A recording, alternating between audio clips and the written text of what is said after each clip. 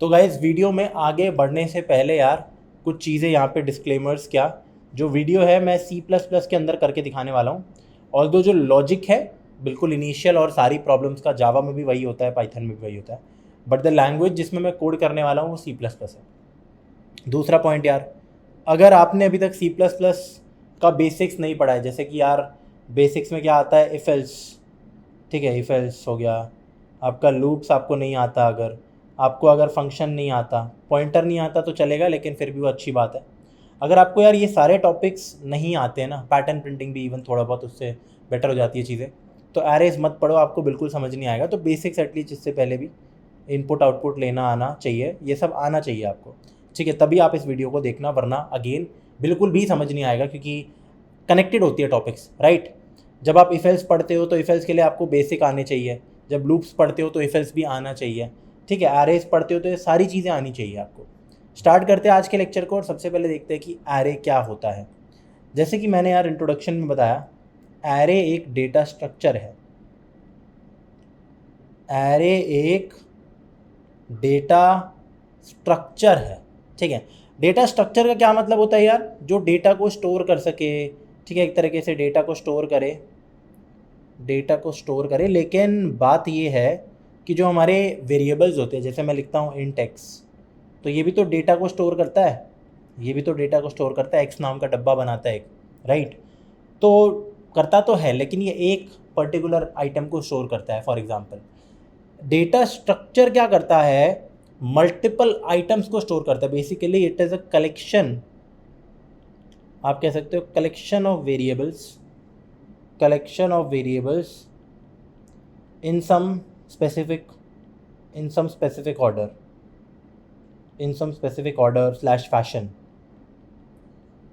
क्या मतलब यार इस बात का ये मतलब है, अलग अलग डेटा स्ट्रक्चर होते हैं, जैसे आरे अलग है, लिंक लिस्ट अलग है, स्टैक अलग है, क्यू अलग है, ट्री अलग है। तो हमारी डेटा की रिक्वायरमेंट के हिसाब से कि हमें करना क्या है, चीज़ों को हमें स्टोर कैसे करके रखना है, उस हिसाब से हम अपना डेटा स्ट्रक्चर चूज़ करते हैं। इन शॉर्ट डेटा स्ट्रक्चर बहुत सारे, फॉर एग्जांपल इंट एक्स एक डब्बा होता है ना, इंट एक्स, ऐसे ही बहुत सारे वेरिएबल्स को एक कलेक्शन होती है वेरिएबल्स की। जैसे एरे क्या होता है यार, एरे अगर मैं बोलूँ तो एरे एक तरीके से एक लिस्ट होती है, ठीक है, एक लिस्ट होती है, और एक वन डायमेंशनल लिस्ट भी हो सकती है, टू डायमेंशनल भी हो सकती है। आज हम वन डायमेंशनल की बात करने वाले हैं। बहुत सही। अब एक बार इसका सिंटैक्स और डिक्लेरेशन देखते हैं, और एक बार ये भी देखते हैं, समझते हैं कि क्यों हम एरेज का इस्तेमाल करते हैं। अब देखो, जैसे कि मैंने डेफिनेशन में बताया, एक तो वो चीज़ थी। दूसरा, इधर आते हैं अपने VS कोड में आ जाओ। आई होप आपको VS कोड खोलना आता है यार। अगेन आपको नहीं आता, प्लीज़ हमारी इंस्टॉलेशन की वीडियो खोलिए, आपको मिल जाएगी। चैनल के अंदर जाओ, C++ फुल कोर्स हमारा है, वहाँ पे जाके आप मेरी वीडियो को एक्सेस कर सकते हो, लेक्चर नंबर 2 है। या फिर आप रेपलेट पे भी इसको यूज़ कर सकते हो, और आपको ढेरों ट्यूटोरियल मिल सकते हैं। और अगर अभी तक आपको VS कोड यूज़ करना नहीं आता तो भगवान जाने, इसका मतलब आपने इफ एल्स कंडीशनल्स कहाँ से किया मुझे नहीं पता।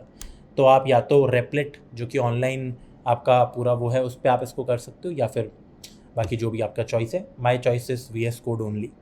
तो एक फ़ोल्डर मैंने एरेज नाम का बना रखा है यहाँ पे एक नई फाइल मैं बनाता हूँ सिंटैक्स नाम से। तो syntax.cpp, C++ होता है, ठीक है। तो अपना बेसिक वही यार, आप यहाँ पे कोड लिखिए जो हम लिखते हैं। तो यूजिंग नेम स्पेस स्टैंडर्ड हो गया यार, एंड मेन, राइट। अब जैसे मैं एक बॉक्स बनाता हूँ इंट एक्स, तो ये एक बॉक्स बन गया, मेमोरी के अंदर 4 बाइट्स एलोकेट हो जाती है इसके लिए।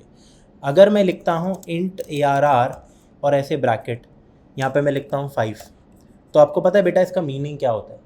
इसका मीनिंग टेक्निकली है, अगर मैं इन शॉर्ट बताऊँ, अगर सिर्फ एक की लाइन लिख दी मैंने, तो इधर आइए, फॉर एग्ज़ाम्पल मैंने लिख दिया इंट ARR 5, तो इसका मतलब है यार मेरे पास 5 बॉक्सेस बन गए, लेकिन लगातार है वो पाँचों।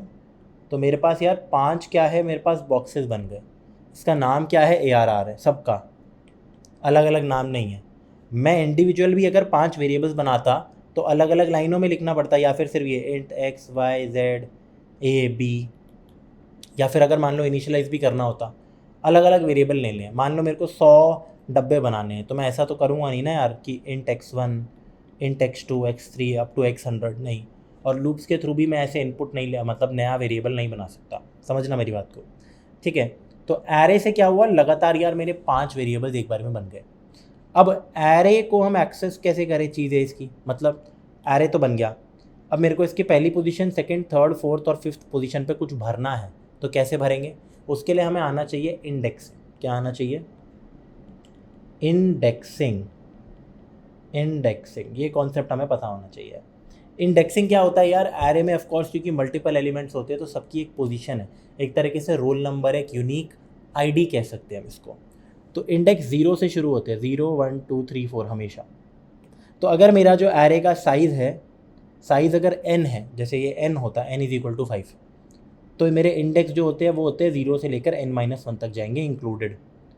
अब आप बोलोगे 1 से क्यों नहीं होता? तो यार ये सारी चीज़ें बिल्कुल फालतू है, इसके ऊपर ध्यान मत दो प्लीज़। अपना दिमाग एल्गोरिदम्स में लगाया करो और कोशिश किया करो कि आप फालतू के डाउट्स अपने दिमाग के अंदर ही रखो, इनफैक्ट उन्हें ख़त्म करो। मतलब ऐसे डाउट्स कि यार ये प्रोग्राम चल कैसे रहा है, मैंने कोड लिखा, अच्छा ये सेमीकोलन क्यों होता है, ठीक है, तो ये बुलशिट चीज़ें होती है, इनको प्लीज़ इग्नोर किया करो। इग्नोर एज इन की ऐसे गंदे डाउट्स अपने दिमाग में मत लाया करो। तो यहाँ पे भी यार जो एरे है, इंडेक्सिंग 0 से स्टार्ट होती है। क्यों होती है? कन्वेंशन है, इनकी मर्जी, कुछ रीज़न होगा, हमें लेना देना नहीं है, बट 0 से शुरू होता है। तो एक्चुअली जो फर्स्ट पोजीशन है वो 0th इंडेक्स है, सेकंड पोजीशन फर्स्ट इंडेक्स है, similarly third position second index है, फोर्थ पोजीशन थर्ड इंडेक्स है, एंड फिफ्थ पोजीशन यार हमारा फोर्थ इंडेक्स है यहाँ पे, राइट। अब जैसे मुझे पता है ये इंडेक्सिंग होती है, मुझे बनाने की ज़रूरत नहीं है। तो अगर मुझे इसको इनिशियलाइज़ करना है, इसको इसको इसको इसको और इसको, क्योंकि ये जो मैंने काम किया इट इज़ जस्ट डिक्लेरेशन। मुझे अगर एरे को इनिशियलाइज़ करना है तो हर एलिमेंट को इनिशियलाइज़ करना है, तो वो ऐसे होता है यूजिंग स्क्वायर ब्रैकेट। जैसे मैं लिखता हूँ ARR ऑफ 0 = 7, तो यहाँ पे 7 आ जाएगा। जैसे मैं लिखता हूँ ARR ऑफ 1 = 4, तो यहाँ पे 4 आ जाएगा। मैं लिखता हूँ ARR ऑफ 2 = 10, तो यहाँ पे 10 आ जाएगा। मैं बोलता हूँ ARR ऑफ 3 = 0, तो यहाँ पे 0 आ जाएगा। मैं कहता हूँ ARR ऑफ 4 = 20, तो यहाँ पे बेटा 20 आ जाएगा। तो ये ऐसा कुछ सीन मेरा चलता है अगर मैं ये लिखता हूँ। अब बेटा ध्यान रखना इस बात का यार, आप ये नहीं लिख सकते कि ARR ऑफ 5 = 6 या कुछ भी, बहुत बड़ी ब्लंडर मिस्टेक होगी आपसे। क्यों? क्योंकि बेटा ये होता है हमारा साइज़ जब डिक्लेयर कर रहा हूँ, लेकिन जब मैं स्क्वायर ब्रैकेट को ऐसे इस्तेमाल कर रहा हूँ तो हम इंडेक्सिंग ले रहे हैं, तो ये इंडेक्सिंग जितना मेरा जहाँ से लेकर जहाँ तक का इंडेक्स है वही यहाँ पे आ सकता है।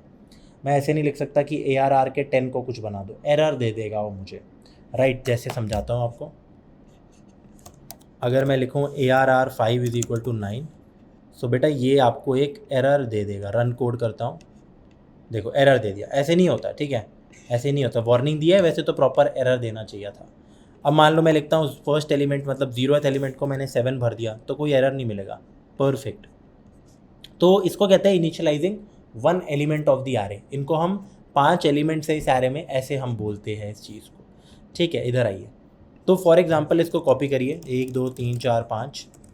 अब मैं कहता हूँ first element, second element, third element और फोर्थ एलिमेंट। अब यार सेकंड एलिमेंट यार मेरा 4 है, थर्ड एलिमेंट मेरा 10 है, फोर्थ एलिमेंट मेरा 0 है, फिफ्थ एलिमेंट मेरा यार यहाँ पे 20 है, ठीक है भाई। तो ऐसा यार मेरा यहाँ पे सीन चलता है कुछ कि मैंने ये सारी चीज़ें की तो मेरा जो एरे है वो इनिशियलाइज़ हो गया। इसको कहते हैं हम कि भाई इनिशियलाइज़ करना एरे के एलिमेंट्स को, तो बहुत ऑब्वियस सी बात है। अब यार इसको हम कहते हैं एक्सेसिंग द एलिमेंट। मतलब अब कभी भी मेरे को मान लो प्रिंट करना है एक पर्टिकुलर एलिमेंट को, तो मैं ऐसे ही लिखूँगा कि भाई 0th एलिमेंट को प्रिंट कर दो, ठीक है, तो देखो प्रिंट हो गया, राइट।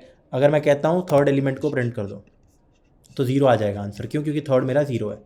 तो मैं स्क्वायर ब्रैकेट का इस्तेमाल से एक्सेस कर सकता हूँ, इनिशियलाइज़ कर सकता हूँ, री इनिशियलाइज़ यानी कि अपडेट भी कर सकता हूँ अपने वेरिएबल्स को। जैसे अगर मैंने यहाँ पे लिख दिया, मैंने अभी प्रिंट किया ARR ऑफ 0 फॉर एग्जांपल, तो 7 आएगा आंसर, ये देखिए।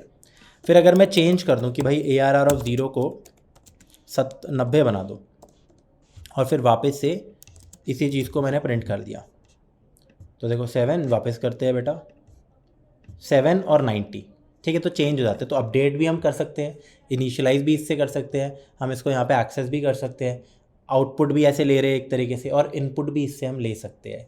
अब इनपुट कैसे ले सकते हैं? फॉर एग्जांपल आपको यार 5 को यहाँ पे इनपुट लेना है, तो वो भी हो सकता है। या किसी भी एक एलिमेंट को भी इनपुट लेना है। अब मान लीजिए मैं ऐसा कोई काम करता हूँ कि फॉर एग्जांपल मैंने ARR ऑफ 1 दे ही नहीं रखा, मैंने सिर्फ 0 2 3 4 को इनिशियलाइज़ किया है, अभी 1 को मैंने किया ही नहीं है। ठीक है, 1 को हम यहाँ इनिशियलाइज़ कर सकते हैं, सी इन ARR1। देखो, फिर चाहे तो मैं आपको इसको प्रिंट करके दिखा देता हूँ, हम बिल्कुल सही आंसर आएगा। ये देखिए यहाँ पे अगर मैं लिखता हूँ 6, ठीक है, क्योंकि मैंने इसको इनिशियलाइज ऐसे इनपुट भी ले सकते हैं। अब बात करते हैं प्रॉपर कि मैं अगर मेरे पास कोई एरे है, मान लो यही मेरा एरे है, तो एक्सेस एलिमेंट्स तो मैंने देख लिया यूजिंग स्क्वायर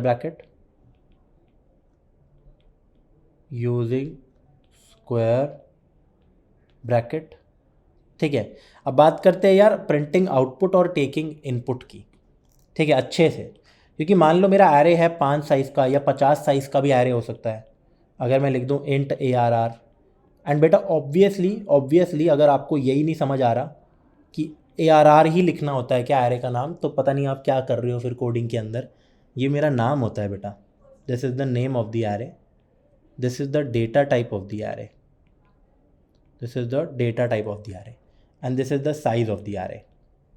तो ऑब्वियसली मेरा नाम यार एरे का R भी हो सकता है, कुछ भी हो सकता है, एरे का नाम X भी हो सकता है जो वेरिएबल का होता है, समझ रहे हो, यहाँ पे भी सारा X डालना पड़ेगा मेरे को, बट एनीवेज पॉइंट इज वो हमारा एक कन्वेंशन होता है कि जैसे कैरेक्टर CH होता है वैसे ही इंट ARR होता है, मतलब एरे का, तो कन्वेंशन है। एनीवेज पर कुछ भी लिख सकते हो, उल्टा हम लिखेंगे क्योंकि मल्टीपल एरेज बनाएंगे तो अलग अलग नाम देना होगा ना, जब मल्टीपल वेरिएबल बनाते हो तो अलग नाम देते हो ना, ठीक है। तो ऐसा मेरा सीन चलता है यहाँ पे, ये मेरा एरे है।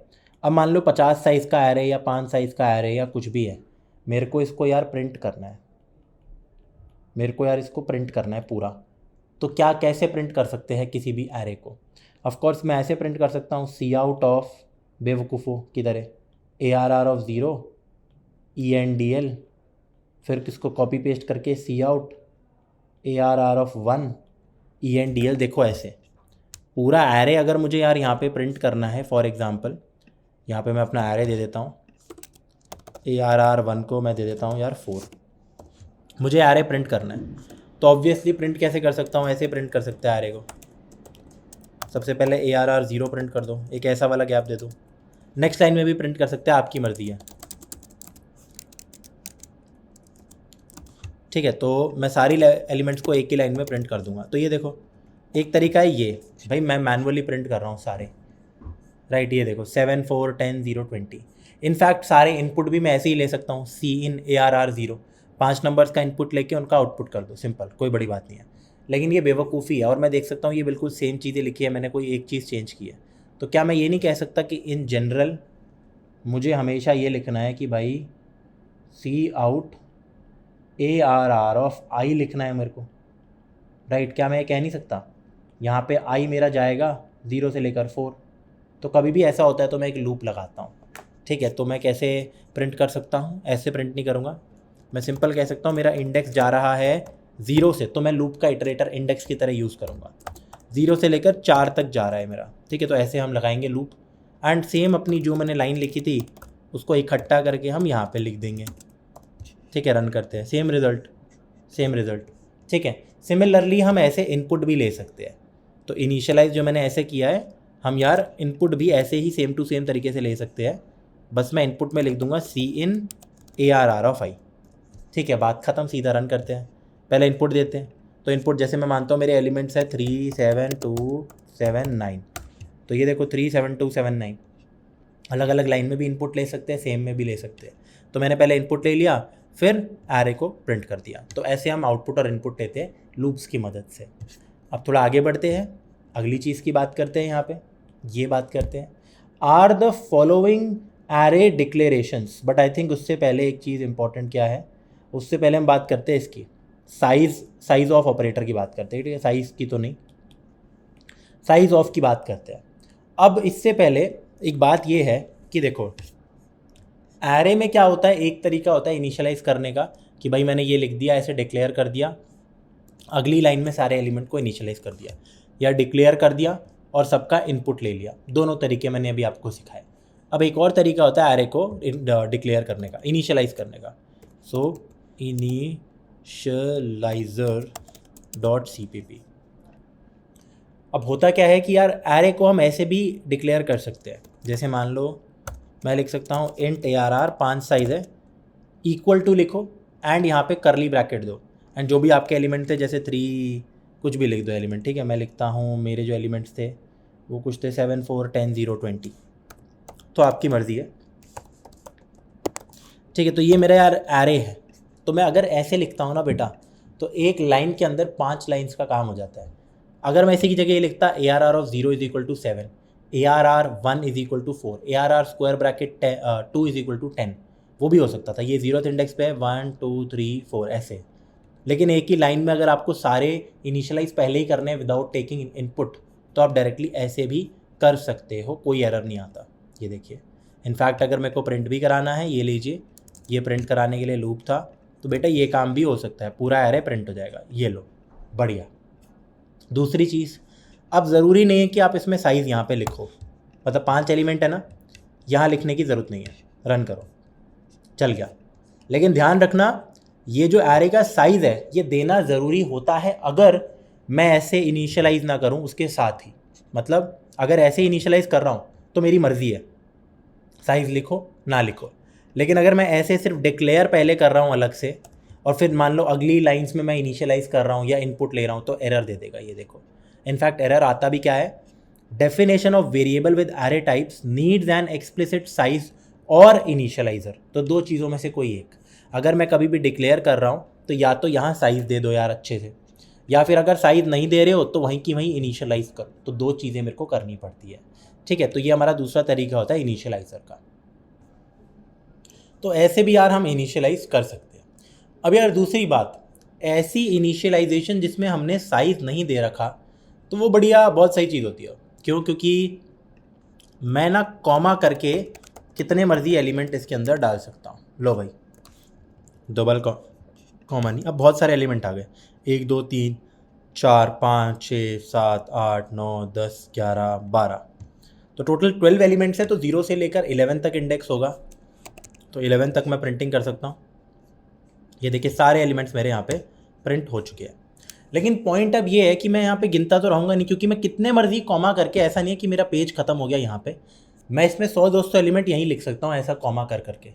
ये सारे इंडिविजुअल एलिमेंट कंसिडर हो गए, और अगर मैं इसके ऊपर होवर करता हूँ तो मेरे को साइज़ बता देगा 12 है, ठीक है। बट एनीवेज पॉइंट इज, अब मान लो कि एक एरे दे रखा, मुझे उसका साइज़ निकालना है, और क्योंकि यहाँ पे नहीं दे रखा, ऐसे में आपको गिवन है एक एरे, तो आप इसका साइज़ यार यहाँ पे कैसे निकालोगे? By using size of operator. या आपको चेक करना। अब साइज़ ऑफ ऑपरेटर क्या करता है, सबसे पहले आपको वो समझाते हैं। इधर आते हैं, साइज़ ऑफ ऑपरेटर के बारे में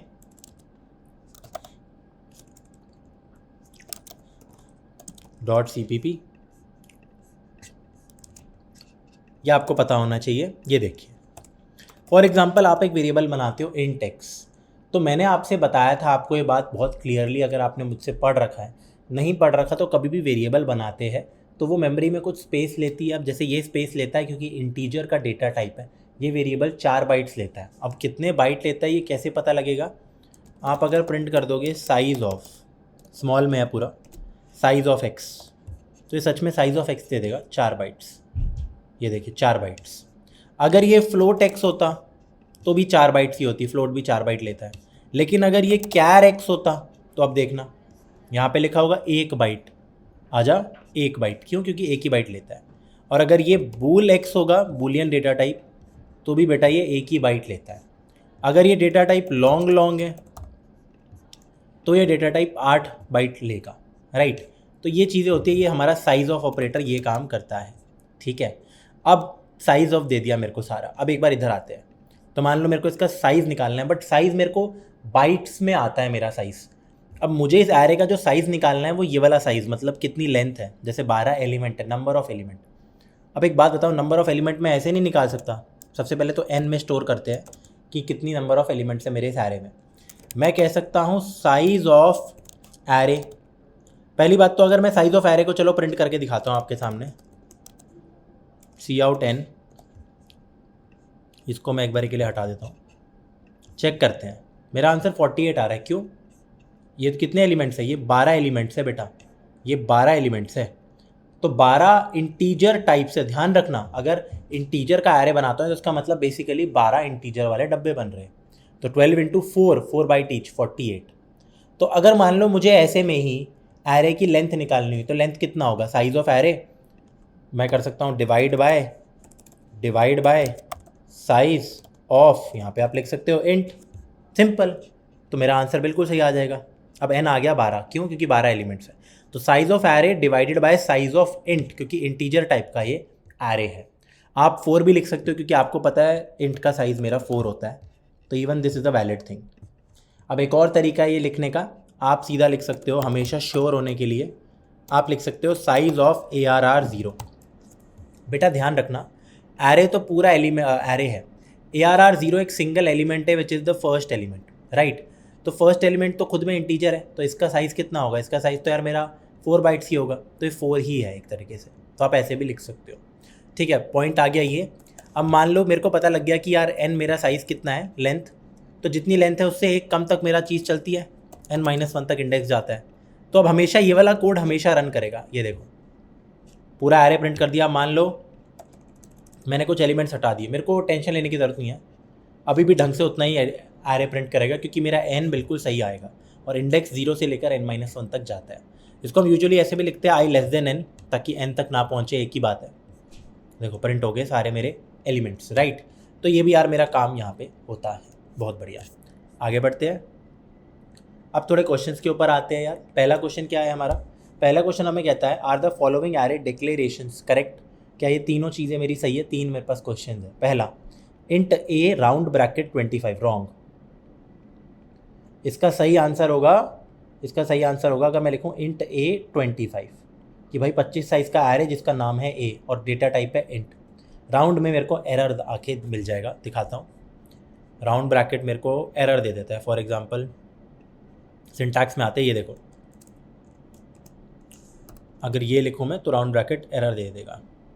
इनफैक्ट ये छोड़ो ना, एक फाइल बनाते हैं।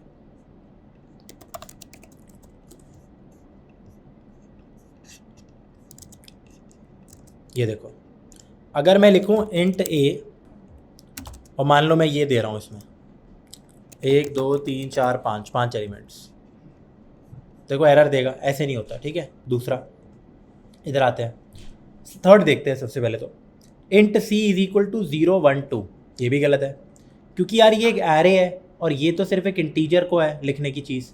तो या तो मैं ये लिखूँ कि int c is equal to 0, तो ये सही हो जाएगा, या यहाँ पे मैं लिखूँ इंट c और ऐसे बनाऊँ, एक ये ऐसे बनाऊँ इज इक्वल टू 0 1 2, तो हाँ ये एक एरे है। या फिर आप इसकी जगह लिखो इंट c 3 साइज और यहाँ पे लिख दो 0 1 2। तो या तो साइज़ दो या ना दो, लेकिन स्क्वायर ब्रैकेट इज़ नेसेसरी ताकि कंपाइलर को पता लगे कि हमारा एरे है। तो ये भी गलत है। ये इसके ऊपर आते हैं, क्या है ये, सबसे पहले यहाँ पे लिखा int size is equal to 10 comma b size. तो बेसिकली बेटा ये क्या है, ये स्प्लिट हो रखी है, इसको कंबाइन कर रखा है एक साथ। अगर आप इसको ऐसे पढ़ो int size is equal to 10 और फिर ऐसे पढ़ो अगली लाइन में इंट बी साइज, राइट। तो ये तो ऑब्वियस है कि सबसे पहले मैंने एक डब्बा बनाया इंटीजर का नॉर्मल और मैंने एक एरे बनाया बी नाम का, ठीक है। तो ये सही है ना। तो बेसिकली इन्हीं को मैं ऐसे लिख सकता हूँ। याद है जैसे मैं अगर ये लिखता था इंट एक्स वाई, तो बेसिकली ये मैं दो वेरिएबल्स को एक साथ डिक्लेयर कर सकता हूँ। तो ऐसे ही जबकि अलग है, एक वेरिएबल है एक एरे है, लेकिन अगर डेटा टाइप सेम है तो मैं एक साथ डिक्लेयर कर सकता हूँ। दूसरा क्या एरर देगा, क्योंकि यहाँ पे साइज़ लिखा है, नहीं देगा एरर। क्यों, क्योंकि पहले int size is equal to 10 हो रहा है, तो बेसिकली मैंने ये लिखा है, ये समझ लीजिए, ठीक है। इस पे आते हैं, अगर मैं लिखूँ int size is equal to 10 और बी साइज, तो ये एरर नहीं देगा, 10 साइज़ का एक एरे और बन जाएगा उल्टा। लेकिन अगर मैं इसका उल्टा लिखूँ, अगर मैं सबसे पहले लिख दूँ इंट बी साइज़, मतलब एक ऐसी चीज़ दे दूँ इसमें और फिर मैं साइज़ को 10 करूँ, तो बेटा ये एरर दे देगा। क्यों, क्योंकि अब तक डिक्लेयर ही नहीं हुआ था, इससे पहले तक देखो एरर दे रहा है क्योंकि डिक्लेयर ही नहीं हुआ था, ठीक है भाई, साइज़ था ही नहीं हमारे पास कभी। तो ये बहुत इंपॉर्टेंट है कि यार ये एरर देगा, ये आपका एरर नहीं देगा, राइट। अच्छा, क्या हम वेरिएबल साइज़ के एरेज को डिक्लेयर कर सकते हैं, वो भी देखते हैं। Variable size array. अब वैसे बिना डायनामिक मेमोरी एलोकेशन के अगर हम वो काम करते हैं तो it is not a good thing, but आपको कभी ऐसे तंग नहीं करेगा, ठीक है। तो variable size array dot CPP, ठीक है। इधर आओ, मान लो मेरे को एक एरे बनाना है और n साइज़ का एरे बनाना है n, तो मैं एक काम कर सकता हूँ, मैं लिख सकता हूँ int ARR n, बट उससे पहले n वेरिएबल को डिक्लेयर करना पड़ेगा।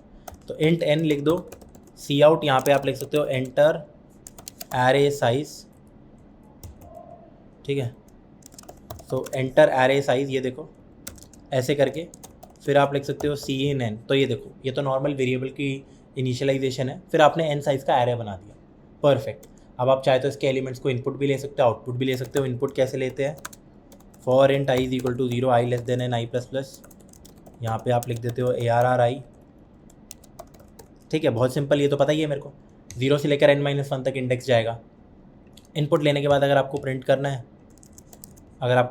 है, तो ये लो, यहाँ लिख दो सी आउट ARR i एक गैप के साथ, लो भाई, सिंपल। एंटर एरे साइज में कहता हूँ 6, तो 6 एलिमेंट्स डाल दो, 1 2 3 4 5 6, तो ये देखो ये मेरे एरे के एलिमेंट्स बन गए। सिंपल, बहुत ज़्यादा सिंपल है, राइट। तो आप ये भी कर सकते हो। आगे बढ़ते हैं, इस क्वेश्चन के ऊपर आते हैं। Which element of the array does this expression reference, num4। तो बेसिकली यार this is the fifth element from the start, this is the fifth element from start. अभी हम एरे के बिल्कुल बेसिक्स ही पढ़ रहे हैं, क्वेश्चंस पे आएंगे। अब ये तो हमने कर लिया था। अब बात करते हैं मेमोरी एलोकेशन इन एरेस। तो ये होती है कंटिन्यूअस, इसको कंटिगुअस बोलते हैं, पता नहीं क्यों, या आप इसको कंटिन्यूअस बोल दो, ठीक है। कंटिन्यूअस मेमोरी एलोकेशन, इसका बेटा मीनिंग क्या होता है, जब भी एरे मैं बनाता हूँ, मान लो मैंने लिखा है int ARR 4, तो देखो मैं तो शॉर्ट में कह देता हूँ कि भाई ठीक है 4 साइज़ का डब्बा बन गया, ठीक है। अब ऐसे होता क्या है, होता यार ये है, यहाँ पे जैसे मान लो इंडेक्स 0 1 2 3 बन गए, इसका नाम है एरे, यहाँ पे एलिमेंट्स है मेरे, मान लो 10 20 30 40, मैंने भर दिए या भरे ही नहीं, अभी खाली छोड़ रखा है, ठीक है, मैंने खाली छोड़ रखा है, बढ़िया। अब यार होगा क्या, ये 4 वेरिएबल्स ऐसे अलग अलग मेमोरी में नहीं एलोकेट होंगे। मान लो मैं 4 वेरिएबल लिखता int a b c d, तो होता क्या कि अगर मान लो ये मेरी मेमोरी है, मैंने पॉइंटर्स में इसकी बात की थी, तो अगेन पढ़ के आओ यार, ऐसे ही मत देखो इस लेक्चर को, घंटा कुछ समझ नहीं आएगा वरना इसमें यार, फिर तुम बोलोगे तुम बार बार ये बातें बोल रहे हो। जानबूझ के नहीं बोल रहा यार मैं, आप ही के लिए भले के लिए कह रहा हूँ। पढ़ना है ना DA से आपको, इसको कॉपी करो, पेस्ट करो,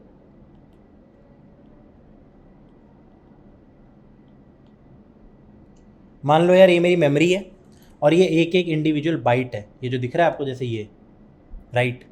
अब अगर मैं 4 अलग अलग वेरिएबल्स बनाऊं तो होगा क्या, एक वेरिएबल 4 बाइट लेता है इंट की, तो ऐसे लेगा वो, 4 बाइट यहाँ की ले ली, फिर 4 कहीं यहाँ की ले ली, 4 यहाँ की ले ली, 4 यहाँ की, तो रैंडम होता है वो।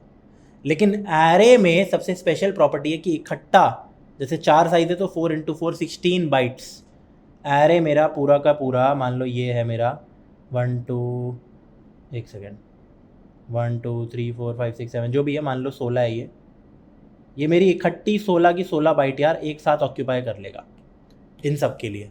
अब इसका बेनिफिट क्या होता है, मेमोरी में एक ही साथ ये होते हैं, इनके एड्रेस एडजेसेंट होते हैं, एक दूसरे से 4 बाइट दूर होते हैं मेरा मतलब।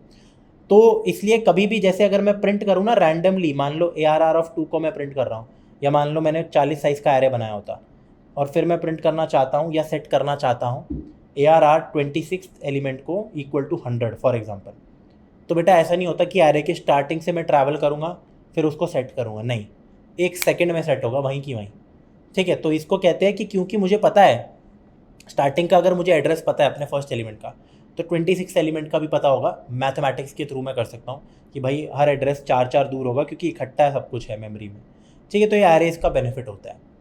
आगे बढ़ते हैं और एड्रेस ऑफ एरेज की बात करते हैं। अगेन सेम बात है यार, एड्रेस अगर आपने पॉइंटर्स पढ़ रखा है तो ही आपको समझ आएगा। तो थोड़ा इधर आते हैं, एड्रेस में आते हैं, कॉपी करते हैं इसको, पेस्ट करते हैं। अब मान लो मेरा एरे ये है, 4 साइज़ का एरे बना रहा हूँ मैं ऐसे ही रैंडमली। इसमें 4 एलिमेंट्स हैं, मैंने डाल भी दिए, इनिशियलाइज भी कर दिया तुरंत। तो एरे के एड्रेसिंग की बात करते हैं यार। तो ये एरे के 4 एलिमेंट है। मान लो मैं पहले एलिमेंट का एड्रेस प्रिंट करता हूँ, तो आप देख सकते हो कुछ आएगा, ये आ रहा, ये एड्रेस है। अब कमाल की चीज़ दिखाता हूँ आपको। एक काम करते हैं, चारों का एड्रेस प्रिंट करते हैं, फर्स्ट इंडेक्स, सेकंड इंडेक्स और थर्ड इंडेक्स, 4 एलिमेंट्स है। अब देखना, सो 0x16FDC सब में कॉमन है, पहली बात। दूसरा 729 भी सब में कॉमन है। तीसरा 048C, अब ये हेक्साडेसिमल चीज़ें होती है, तो 0 के बाद क्योंकि 4 बाइट्स का गैप होगा, 4 बाइट्स एक इंटीजर ले रहा है, तो 0 फिर 4 फिर 8। अब 8 के बाद C इसलिए आ रहा है क्योंकि 9 के बाद 10 नहीं आता, 9ABC हेक्साडेसिमल है, तो इसलिए this shows that okay the address is continuous, right. आगे बढ़ते, ज़्यादा इंपॉर्टेंट नहीं है। अब एक अच्छा क्वेश्चन सॉल्व करते हैं। यहाँ पे एक पॉइंट आउट दी एरर्स का कोड है, बहुत प्यारा कोड है। अब इससे आपको काफ़ी कुछ सीखने को मिल जाएगा। यहाँ पे थोड़ा बहुत मैं लिखता हूँ, int size cin size. मान लो साइज़ की वैल्यू मैंने इनपुट लेके 3 ले ली, ठीक है। फिर मैंने एक एरे बना दिया 3 साइज़ का। लो भाई, एक मैंने एरे बना दिया यार 3 साइज़ का। मैंने क्या लिखा, सबसे पहली बात तो i = 1 लिखा है यहाँ पे, इंट तो लिखा ही नहीं, तो भाई डिक्लेयर कहाँ किया, या तो बाहर लिखा होता इंट i, तो सबसे फर्स्ट एरर तो मेरे को यहाँ मिल गया। दूसरा यहाँ पे लिखा है i <= साइज़, मतलब i 1 से लेकर 3 तक चलेगा इंक्लूडेड। लेकिन अगर 3 साइज़ का एरे है तो इंडेक्स तो 0 से लेकर 2 होते हैं। चलो लूप में तो दिक्कत फिर भी नहीं है। यहाँ देखो, अब मैं इनपुट लूँगा हर समय सी इन ARR ऑफ i का। पहले 1 का लूँगा, कोई दिक्कत नहीं है। 2 का इनपुट लूँगा, कोई दिक्कत नहीं है। फिर जब मैं ARR 3 का इनपुट लूँगा तो एरर आ जाएगा, ठीक है, क्योंकि ये 3 तक मेरा जा रहा है, साइज़ तक, ठीक है, साइज़ या 3 तक, जबकि साइज़ -1 तक इंडेक्सिंग होती है। तो दूसरा एरर भी यहाँ, मतलब ये इसको एरर दे देगा। नॉट नेसेसरली कि लूप गलत चल रहा है, बात यह है कि थर्ड मेरा होगा ही नहीं इंडेक्स कभी, तो ये एरर्स है। आगे बढ़ते हैं। अब एक क्वेश्चन सॉल्व करते हैं। अब कुछ क्वेश्चन सॉल्व करते हैं इनफैक्ट तेज़ी से, 5-7, इससे हमें अच्छा आइडिया मिल जाएगा और एरे की प्रॉब्लम सॉल्विंग हमें अच्छे से आ जाएगी। फिर हम थोड़ा सा एडवांस चीज़ों पे पढ़ेंगे और थोड़ा सा वेक्टर्स के बारे में पढ़ेंगे। सबसे पहला क्वेश्चन कहता है मुझे calculate the sum of all the elements in the given array. तो बहुत ज़्यादा सिंपल है। मान लो मेरे पास कोई एरे है, ठीक है, मैं क्या कर सकता हूँ, पूरा एरे है n साइज़ का या जो भी है, मुझे बस एक लाइन देखनी है, सम प्लस = एरे i। आपको याद है ना यार, sum of all digits in a number हमने सॉल्व किया था, उसमें भी हम क्या करते थे, या count the digits of number. सब याद होना चाहिए आपको। लूप्स में हमने सारी चीज़ें पढ़ी है। अगर आपको नहीं आता तो अगेन मैं कह रहा हूँ ये वीडियो मत देखो, कुछ समझ नहीं आएगा, ठीक है। तो सबसे पहले मैं इनिशियलाइज़ करूँगा इंट सम = 0 से। अब ये चीज़ मैं लूप के अंदर चलाऊँगा, ये चीज़ मैं लूप के अंदर चलाऊँगा, और जो लूप है वो पूरा चलेगा, कहाँ से लेकर कहाँ तक, पूरा एरे ट्रैवर्स करेगा। हर समय मैं एरे के एलिमेंट को इसमें ऐड कर दूंगा, बस कुछ है ही नहीं यार। इधर आओ, मान लो इसी कोड को कॉपी पेस्ट करो। कॉपी किया, sum.cpp में गया, पेस्ट कर दिया, ये एरे है। ये मैंने n भी ले लिया, मैंने एरे के एलिमेंट्स को प्रिंट भी करके दिखा दिया, ठीक है। एक ENDL दे देते हैं इसके बाद। अब मेरे को इसका सम प्रिंट करना है, तो सम भी प्रिंट कर सकता हूँ। इनफैक्ट यहीं की यहीं सम को कैलकुलेट कर दूंगा मैं, ठीक है। इंस्टेड ऑफ प्रिंटिंग इनफैक्ट आप एक काम करो, हर समय सम के अंदर ऐड करते रहो ARRI और अपने सम को प्रिंट कर दो, इनिशियलाइज़ कर दो 0 से। बस कुछ है ही नहीं यार, सेम टू सेम कोड है, कोई कॉपी पेस्ट किया है मैंने। इन सब का सम आ जाएगा, 60 आ रहा है, क्या सही है, देखते हैं। 7 + 4 कितना होता है, 11, +10 21, +20 41, 45 46, 46 + 14 60, which is true. Sorry 46 plus 14 is 60, true, सही दे रहा है आंसर, बहुत बढ़िया है। कुछ है ही नहीं इसमें, एवरेज भी निकाल सकते हो। सम डिवाइडेड बाय n कर दो, एवरेज आ जाएगी सारे एलिमेंट्स की। 6 पॉइंट समथिंग होगा क्योंकि फ्लोट में है। एनीवेज, या 10 एलिमेंट्स है मेरे पास, 4 5 6 7 8 समथिंग है, जो भी है। आगे बढ़ते हैं। एक होमवर्क है आपके लिए, calculate the product of all elements in the array. अब ये आपको खुद सॉल्व करना है कि भाई प्रोडक्ट कैसे निकाले सबका। प्रोडक्ट को इनिशियलाइज 0 से नहीं करोगे, बस ये मेरी हिंट है, बहुत सिंपल है बाकी। ठीक है, आगे बढ़ते हैं, लीनियर सर्च के ऊपर आते हैं। ये कॉन्सेप्ट बहुत सिंपल है, कुछ है नहीं इसमें। बाइनरी सर्च है जो कि एक्चुअली एक कॉन्सेप्ट होता है, बाद में पढ़ेंगे वो। क्वेश्चन क्या कहता है हमें? क्वेश्चन कहता है find the element x in the array, take array and x as input. मतलब मेरे को दो चीज़ें इनपुट लेनी है। मैं एक नंबर इनपुट ले लूँगा, एक तो टारगेट भी लिख सकता था मैं, इसको एक्स लिखा है मैंने, और फिर मैं एरे को भी इनपुट ले लूँगा। मान लो मैंने ऐसे करके कुछ दे दिया। अब मुझे पूरे एरे में सर्च करना है क्या एक्स मेरे एरे के अंदर है या नहीं है। पूरे एरे में सर्च करना है क्या एक्स एरे में है या नहीं है तो लिख देना यस, नहीं है तो लिख देना नो, मतलब ट्रू या फॉल्स प्रिंट करवा देना। तो मैं एक बूलियन बना सकता हूँ यहाँ पे सिंपल। ठीक है, मैं समझाऊंगा बूलियन क्यों बनाएंगे, हालांकि ऑब्वियस सी बात है, हमने लूप्स में पढ़ रखा है। ठीक है, ये देखो, इसी को कॉपी पेस्ट करते हैं, सर्च। ठीक है, ये मेरा एरे है। अब मैं एक काम करता हूँ, एक वेरिएबल भी इनपुट लेता हूँ, तो इंट एक्स सी इन एक्स, यानी यहाँ पे मैं लिख दूंगा सी आउट एंटर टारगेट, कौन से एलिमेंट को आप ढूंढना चाहते हो। ठीक है, वो मैंने इनपुट ले लिया, एरे पहले से बना रखा है, बड़ा भी कर सकते हैं इसको। अब मुझे बस क्या करना है, मुझे देखना है क्या ये लाई करता है यहाँ पे इस एरे में या नहीं। तो सबसे पहली चीज़ तो देखो, अगर लूप चलाओ for int i is equal to 0 i less than n i plus plus, गलती से अगर आपका array of i equal to x हो गया, मतलब पकड़ा गया, तो दो काम करना। पहले तो प्रिंट कर दो कि भाई इट इज़ प्रेजेंट। इनफैक्ट ऐसे कर लो ना यार, x is present in the array, या फिर एक्स इज़ प्रेजेंट, और ब्रेक भी मार देना क्योंकि हो सकता है दो बार प्रेजेंट हो। सॉरी, यहाँ थोड़ा ना ब्रेक करते हैं, ब्रेक कर दो, सिंपल। रन करते हैं कोड को, एंटर टारगेट मैं कहता हूँ 5, कुछ भी नहीं आया, क्यों? क्योंकि 5 इसमें है ही नहीं, प्रॉब्लम। मेरे को लिखना था नॉट प्रेजेंट। एंटर टारगेट मैं कहता हूँ 4 इज़ प्रेजेंट, 4 इसमें है, वो भी यहीं पे मिल गया था इनफैक्ट, उसके बाद आगे लूप चला ही नहीं। अब यहाँ पे मैं बूलियन का फ़ायदा उठाऊँगा। क्या? मैं एक वेरिएबल बनाऊँगा, bool flag is equal to false, and मैं मान के चलूँगा कि भाई फॉल्स मीन्स एब्सेंट, कि भाई नहीं है मेरे इस एरे में, ऐसे एरे में नहीं है। अब जैसे ही पकड़ा जाता है कि एरे में है, तो मैं प्रिंट नहीं कराऊंगा, मैं बस लिख दूंगा कि भाई ये जो फ्लैग बनाया है इसमें मैंने ट्रू भर दूंगा एक बारी के लिए, बाद में प्रिंटिंग करेंगे। फ्लैग में मैं ट्रू भर दूंगा और मैं बोलूँगा true means present. True means present मतलब ट्रू मीन्स प्रेजेंट मतलब यार इसमें मेरा प्रेजेंट है एलिमेंट। लूप ख़त्म होने के बाद ब्रेक तो मैं करूँगा ही। लूप के बाद बस मैं लिखूँगा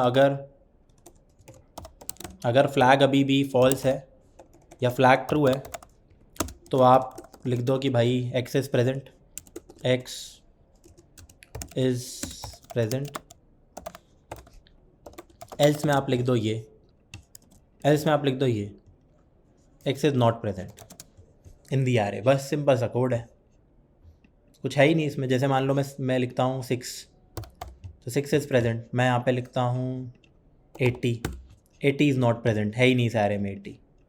ठीक है, इस एरे में 80 नहीं है, सिंपल। तो इतना सा मेरे पास कोड था। आगे करते हैं, अगला क्वेश्चन सॉल्व करते हैं। अब हम मैक्सिमम मिनिमम पे आ चुके हैं। Find the maximum value out of all the elements in the array. कैसे निकालेंगे? इसके लिए ना आपको वो चीज़ आनी चाहिए कि दो नंबर्स का मैक्सिमम कैसे निकालते हैं।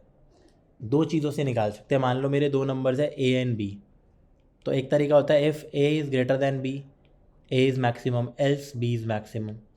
और दूसरा तरीका होता है, मैं ऐसे सीधा लिख सकता हूँ मैक्स ऑफ ए बी। मेरा जो बिल्ट इन फंक्शन होता है, इससे मेरा दो नंबर का मैक्सिमम निकल जाता है। अब मैं हर समय क्या करूँगा? अब हर समय मैं एक काम कर सकता हूँ, दो तरीके हैं इस क्वेश्चन को सॉल्व करने के। वो दो तरीके कैसे हैं वो मैं आपको समझाता हूँ। दो तरीके ये है कि मान लो ये मेरा एरे है, मान लो यार ये मेरा एरे है, ठीक है, थोड़ा और मान लो ये मेरे एलिमेंट्स हैं 0 1 2 3 4 5 6, ये मेरे एलिमेंट है 10 20 30 कुछ भी है, मान लो 10 -2 41, तो मैक्सिमम एलिमेंट 40 है यहाँ पे। अब मैं आपको अच्छे से समझाता हूँ मैं कहना क्या चाह रहा हूँ। इस कोड को हम चलाएंगे कैसे? इनिशियली मैं एक वेरिएबल बनाऊँगा इंट mx, उसमें मैं भर दूंगा एरे का सबसे पहला यानी कि 0th इंडेक्स वाला एलिमेंट। फिर ये मैंने भर दिया, मतलब करेंटली मेरे एम एक्स में क्या है यहाँ पे लिखते हैं, एम एक्स में पड़ा है 10। फिर मैं अपना लूप चलाऊंगा, लेकिन लेकिन लेकिन 1 से लेकर n-1 तक का। तो लूप चलेगा ज़रूर, लेकिन लूप चलेगा मेरा ऐसे, for int i is equal to 1 से लास्ट इंडेक्स तक। अब यहाँ पे मैं हर समय पता है क्या बोलूँगा, दो तरीके हैं। एक तरीका है कि भाई अगर जो एम एक्स है वो छोटा है आपके इस एरे ऑफ आई से, अब मैं इस एम एक्स को कंपेयर करूँगा इन सब से, इससे करने की ज़रूरत नहीं क्योंकि इसमें एलिमेंट भर दिया है। अगर m x a r r i से छोटा है तो एम एक्स में ए आर आर आई दे दो, ठीक है, वरना मत दो। अब जैसे इस कोड में दिखाता हूँ कैसे इस छोटे से कोड से हम आंसर निकाल सकते हैं, इतना सही कोड है बस। वैसे एम एक्स 10 है, अब मैं ट्रैवल करना शुरू किया यहाँ से लेकर यहाँ तक, तो मैं इधर आया 20, तो मैं चेक करा क्या एम एक्स यानी कि 10 20 से छोटा है, येस, तो एक काम करो इसमें 20 दे दो। जैसे ही एम एक्स से बड़ा एलिमेंट मेरे को मिलेगा एम एक्स में मैं वो दे दूंगा। फिर मेरा आया 30 20 से बड़ा है, हाँ। फिर 10 20 से बड़ा है, नहीं रहने दो। -2 30 से बड़ा है, नहीं रहने दो। 40 30 से बड़ा है, हाँ। 140 से बड़ा है, नहीं, तो 40 मेरा मैक्सिमम निकल गया। ऐसे निकाल सकते हो। इसी का अल्टरनेट क्या है, मैं ये भी लिख सकता हूँ इस पर्टिकुलर लाइन की जगह मैं ये भी लिख सकता हूँ कि m x is equal to max function of current m x, compare कर लो इसको और जो आप कंपेयर करना चाहते हो इससे, सेम थिंग। इधर आओ, कॉपी पेस्ट करते हैं, मैक्स इन एरे डॉट CPP और अपना एरे हम यहाँ पे बना लेते हैं, ये रहा, ठीक है, वही सेम एरे है। मैं यहाँ पे वेरिएबल बनाऊंगा इंट एम एक्स, इसको इनिशियलाइज कर दो ARR 0 से। ध्यान रखना किसी, अब आप सोचोगे किसी नेगेटिव नंबर से इनिशियलाइज कर लेते हैं ना, क्योंकि अगर कंपैरिजंस करने हैं, नहीं, अगर यहाँ पे नेगेटिव होता तो ARR 0 से बना लिया। अब लूप चलाऊंगा मैं, int i is equal to 1, i less than n और i प्लस प्लस। दो चीज़ें लिख सकते हैं, या तो आप ये लिख सकते हो if m x is smaller than ARR i, तो m x is equal to ARR i।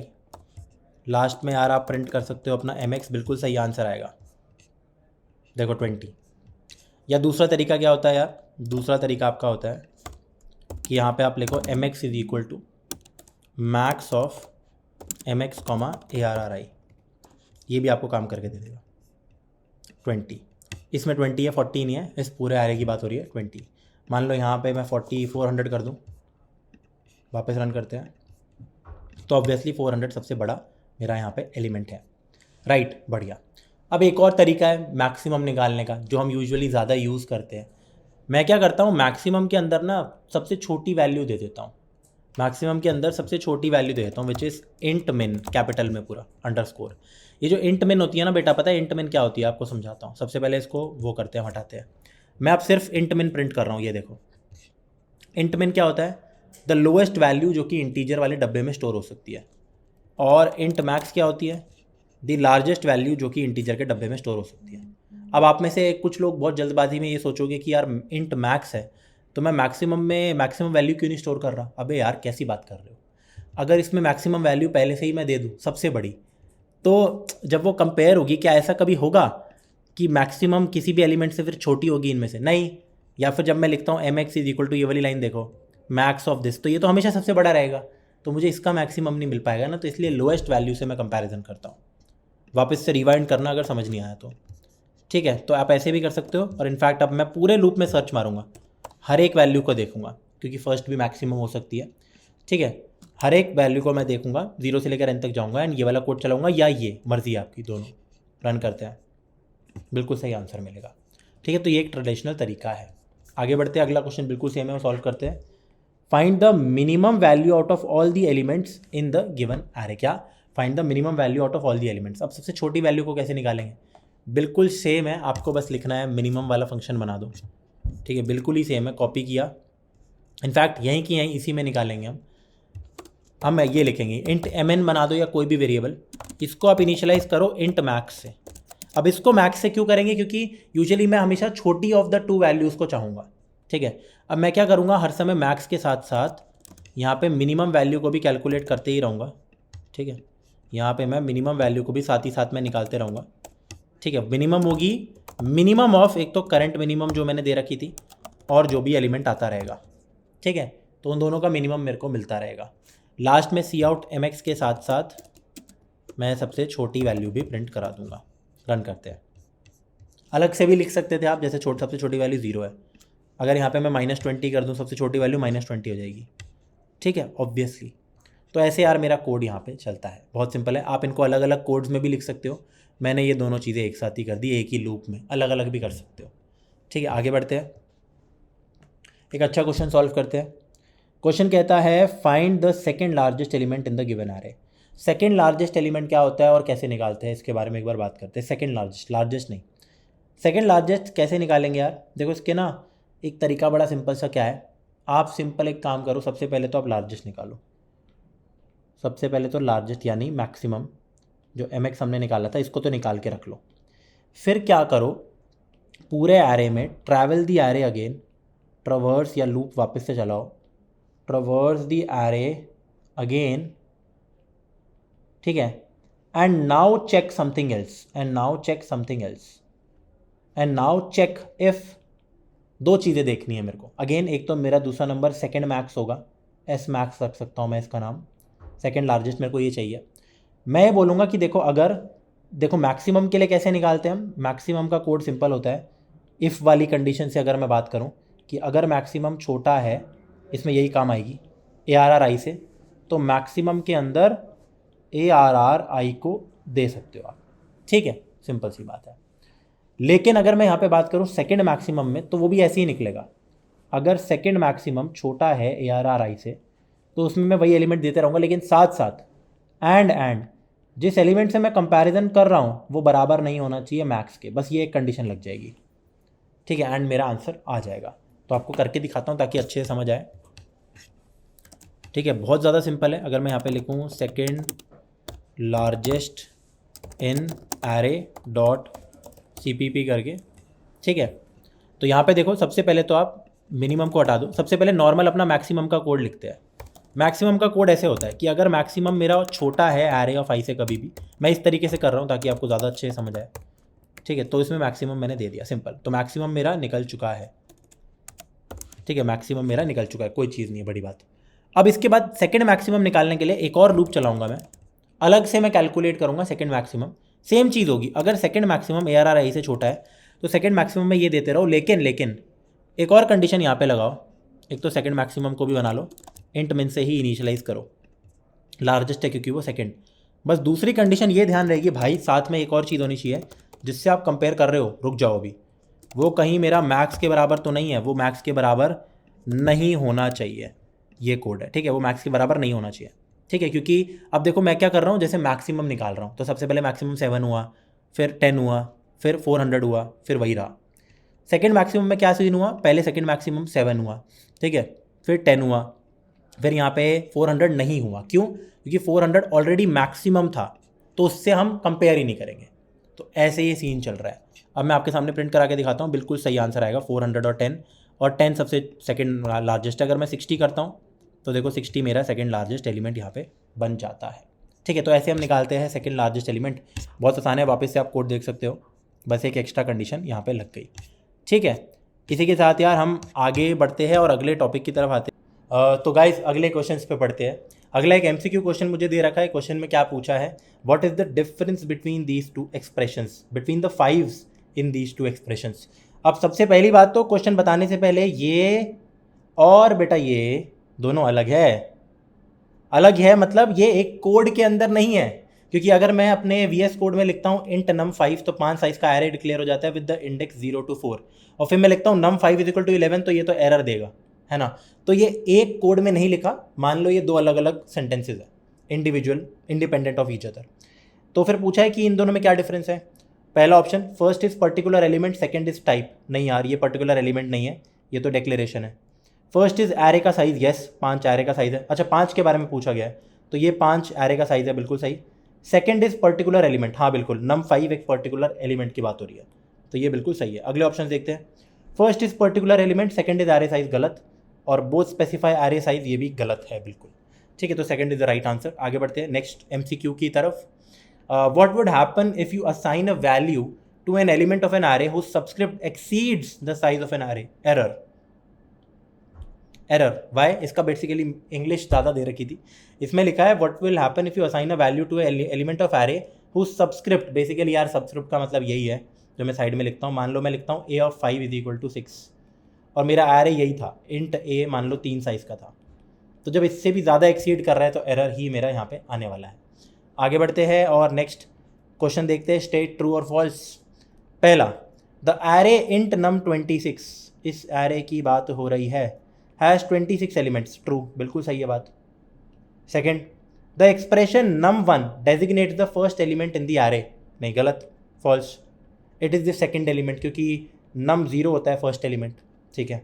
Third, it is necessary to initialize the array at the time of declaration, false, it is not necessary, इसमें लिखा है ज़रूरी है to initialize the array at the time of declaration, मैं सिर्फ जबकि ये लिख सकता हूँ इंट ARR 5 डिक्लेयर करके छोड़ दिया, ठीक है। चौथा, the expression num 27, the expression num 27 डेजिग्नेट्स the 28th element in the array, true, yes yes, 0 से लेकर होता है ना, तो ये हमारे ट्रू फॉल्स फॉल्स ट्रू ऐसे आंसर है। आगे बढ़ते हैं, एक होमवर्क है, ये आपको खुद करना है, count the number of elements in the given array greater than a number x। अब हमने ऑलरेडी फाइंड x टाइप का क्वेश्चन किया था, यहाँ पे आपको क्या करना है, अगेन इंट x सी इन x करोगे और ऊपर आप एरे बना दोगे, मुझे नंबर ऑफ एलिमेंट्स काउंट करने हैं जो x से बड़े हैं, तो मैं एक काउंट वेरिएबल बनाऊंगा, फिर जो भी नंबर मैं सीधा ये लिखूंगा, सिंपल सी बात, लॉजिक ये होगा, लूप चलाऊंगा एरे पे, फिर मैं लिखूंगा इफ़ गलती से अगर ऐसा हो रहा है कि एरे ऑफ आई मेरा x से बड़ा है तो मैं अपने काउंट को बढ़ा दूंगा, बस इतनी सी बात करनी है, that's it, this is your thing. आगे बढ़ते हैं अगले क्वेश्चन की तरफ, तो नेक्स्ट क्वेश्चन की तरफ बढ़ते हैं। नेक्स्ट क्वेश्चन है प्रिडिक्ट द आउटपुट, एंड ये बहुत बढ़िया है, मैं बताता हूँ क्यों। सबसे पहले लिखा है इंट सब 50, i, तो दो चीज़ें बनी हैं। सबसे पहले एक एरे बन गया सब नाम का, जिसमें कितने 50 एलिमेंट्स हैं, मैं डॉट डॉट बना रहा हूँ, जिसमें 50 एलिमेंट है, तो 0 1 2 अप टू 48 49, ये मेरा एरे बनेगा, बहुत बीच में और भी है।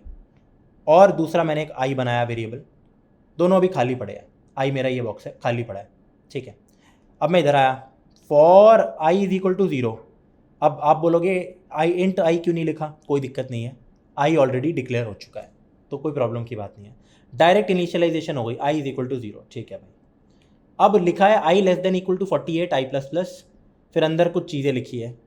अब आप ये सोचोगे अगर आपने ढंग से नज़र नहीं डाली होगी तो आई अभी 0 है, I less than equal to 48 है, एक तो सारे इंडिसेस तो कवर ही नहीं कर रहा है, ऐसा क्यों हो रहा है, चलो कोई नहीं, मैं लिख रहा हूँ sum of I is equal to I, तो सबसे पहले आई 0 है, सब ऑफ 0 0 हो जाएगा, सब ऑफ 1 1, तो आप ये सोच रहे होंगे कि अरे ये बन जाएगा 0 1 2 अप टू 48, ये सारा भर गया क्योंकि 48 तक चल रहा है, फिर मेरा लूप खत्म हो गया। और इनफैक्ट जैसे ही मैं भर रहा हूँ सब ऑफ आई 0, तो मैं प्रिंट भी कर रहा हूँ सी आउट सब ऑफ आई, तो आप ये सोच रहे होंगे कि जो आंसर है आउटपुट वो कुछ ऐसा सा होगा कि मैंने पहले 0 प्रिंट कर दिया, फिर 1 2 अप टू 48 मैंने प्रिंट कर दिया, गलत, this is absolutely wrong. Why is this wrong, आप शायद ये देखना भूल गए हो, सेमी कोलन का मतलब क्या होता है बेटा, सेमी कोलन का मतलब होता है फॉर लूप की बॉडी, जो आप सोच रहे थे ये है फॉर लूप की बॉडी, मतलब पूरी कंप्लीट फॉर लूप, बेसिकली ये सोच रहे थे आप कि इसके अंदर की चीज़ें होगी, नहीं नहीं नहीं, सेमी कोलन के आते ही भाई यही है for loop, this is the for loop, बस ये फॉर लूप है, ये तो फालतू में बस करली ब्रैकेट के अंदर चीज़ें लिख रखी है, मतलब ये लूप में नहीं है, ये लूप में नहीं है, तो फॉर लूप यहीं की यहीं आके आते ही ख़त्म हो जाता है, ठीक है, आते ही ख़त्म हो जाता है। तो हो सकता है आप फिर ये सोच रहे होंगे कि भाई ऐसा कुछ, ये ख़त्म हो गया लूप यहीं की यहीं, ठीक है, अभी भी अगर मैं यहाँ हूँ ये तो बिल्कुल ठीक है, अगर मैं सेकंड लाइन पे आऊँ तो ये लूप ख़त्म हो गया बिकॉज ऑफ दिस। अब मैंने क्या किया, एक ही बार ये चीज़ चलेगी क्योंकि ये लूप के अंदर तो है नहीं, तो मैंने लिखा sub of I is equal to y, और आई की वैल्यू अभी 0 थी, ठीक है, तो यहाँ मैंने 0 लिख दिया, और फिर मैंने क्या किया, यहाँ मैंने 0 लिख दिया, फिर मैंने क्या किया, सी आउट सब ऑफ आई, तो सब ऑफ आई क्या है, आई 0 है, तो मैंने यही प्रिंट कर दिया, बढ़िया, ENDL नेक्स्ट लाइन दे दी और ख़त्म। ये आप सोच रहे होंगे आंसर है, ये भी गलत है। ये क्यों गलत है, जब आपने बोला 0 1 2 अप टू 48 गलत है, चलो वो समझ आ गया क्योंकि ये लूप के अंदर नहीं है, बट अब तो ये सिंपल एक चीज़ है, अरे बेटा भले ही ये लूप के अंदर नहीं है, ट्रू ट्रू, लेकिन आई की वैल्यू 0 नहीं है, वाई, देखो कभी भी मैं फॉर लूप लिखता हूँ बड़े ध्यान से सुनना इस बात को, ये लूप्स का क्वेश्चन है। कभी भी मैं फॉर लूप लिखता हूँ और उसके आगे एक सेमीकोलन यहीं की यहीं लगा देता हूँ, मतलब बेसिकली ये पता है क्या है, ये ऐसे बेसिकली ये था कि मैं लिखता हूँ एक फॉर लूप, इसको ये समझो और इसको ये समझो आप बेटा, ये है ये, और इसमें अंदर कुछ है ही नहीं, एम्प्टी। अगर मैं ये भी लिखता तो ये इसके ही बराबर है, बेसिकली इसकी बॉडी यहीं ख़त्म हो गई, करली ब्रैकेट बनाए नहीं रखे, लेकिन बात एक ही है। लेकिन लूप में अंदर कुछ नहीं है, ये एक एम्प्टी लूप है, मतलब एम्प्टी है इसके अंदर, लूप के अंदर जो चीज़ है, लेकिन ये चलेगा 49 टाइम्स, मतलब पहले i इज इक्वल टू 0 है, फिर i प्लस प्लस 41 बनेगा, 2 बनेगा, 3 बनेगा, 4 बनेगा, फिर जब 49 बनेगा तो ये लूप ब्रेक हो जाएगा, तो i की वैल्यू चेंज होगी। ये loop this will run yes this will run 48 times not 49, and फिर एकदम से i की वैल्यू 49 होके लूप टूट जाएगा। तो i चेंज हो रहा है बेटा, i ऐसे ऐसे करके चेंज हो रहा है, लूप के अंदर कुछ नहीं है, तो पहले 1 हुआ, 2 हुआ, फिर फाइनली 49 होके ये ख़त्म हो गया मेरा लूप, फिर मैं इधर आया, अब मैंने लिखा sub of 49 is equal to 49, sub of i is equal to i। तो यहाँ तो मैंने कुछ नहीं भरा था बेटा, लेकिन यहाँ ज़रूर भर दिया, और फिर मैंने इसी को प्रिंट कर दिया, तो मेरा आंसर है 49 एंड नॉट 0। आपको इसको कोड भी करके दिखाता हूँ ताकि संतुष्टि मिले, और मैं आपको अच्छे से और समझाता हूँ। predict.cpp, ठीक है, यहाँ पे लिख दिया। अब बढ़िया है, हम क्या कह रहे थे, मैंने लिखा है एक तो इंट, मैंने एक एरे बनाया सब कितना 50 साइज का, कॉमा i, फिर मैं लिखता हूँ फॉर इंट तो नहीं, पहले से ही हो गया था, i is equal to 0, i less than equal to 48, i plus plus. अब देखो ये था, अब इसके आगे इन्होंने बस ये लिख दिया और यहाँ पे लिख दिया sub of i is equal to i, and फिर लिख दिया cout sub of i। तो मैं कह रहा हूँ कि इसका आंसर आएगा 49, ये देखो 49। हालांकि एक वार्निंग आई है, आंसर सही है मेरा, एक वार्निंग आई है, for loop has empty body, yes empty body. Basically for loop ये है ही नहीं, ये अलग चीज़ है, फॉर लूप ये है, आप ये समझो, इस चीज़ को मैं ये भी लिख सकता था, सेमीकोलन की जगह अगर मैं ये भी लिखता बात एक ही थी, समझो, अभी भी एरर आएगा और सेम आंसर आएगा 49, ठीक है। अब बस एरर ढंग से नहीं आया, क्यों, क्योंकि ये भी एम्प्टी बॉडी है, इसके अंदर कुछ नहीं है, लेकिन मैंने थोड़ा सा अच्छे से ये लिख दिया, ठीक है। इनफैक्ट अगर मैं ये लिखूँ, पर अगर ये लिखूँगा तो ये इसकी कंसिडर होगी बॉडी, फिर 0 से लेकर 48 प्रिंटिंग हो जाएगी, ये देखो। तो बड़े ध्यान से समझना, इससे क्या होता है, इससे लूप खत्म हो जाएगा, लेकिन i की वैल्यू बढ़ती रहेगी, लूप चलेगा लेकिन एम्प्टी बॉडी के साथ, समझ रहे हो मेरी बात। This is equivalent to this, कि मैंने ये पहले कर दिया। आई होप आप समझ पा रहे होंगे, ठीक है। इधर आते हैं, आगे बढ़ते हैं, एंड अब एक नेक्स्ट टॉपिक पे आते हैं, passing array to functions, very very important. अब देखो पासिंग में हमने पढ़ा था फंक्शंस के अंदर pass by value and pass by reference, हमने पढ़ा था pass by value and pass by reference. तो अगर आप भूल गए हो इसको तो थोड़ा सा आपको याद दिलाते हैं वेरिएबल के साथ, ठीक है। तो एक फ़ाइल बनाते हैं हम यहाँ पे, फाइल बनाते हैं passing array to function .cpp, ठीक है। यहाँ पे करो कॉपी पेस्ट, बढ़िया।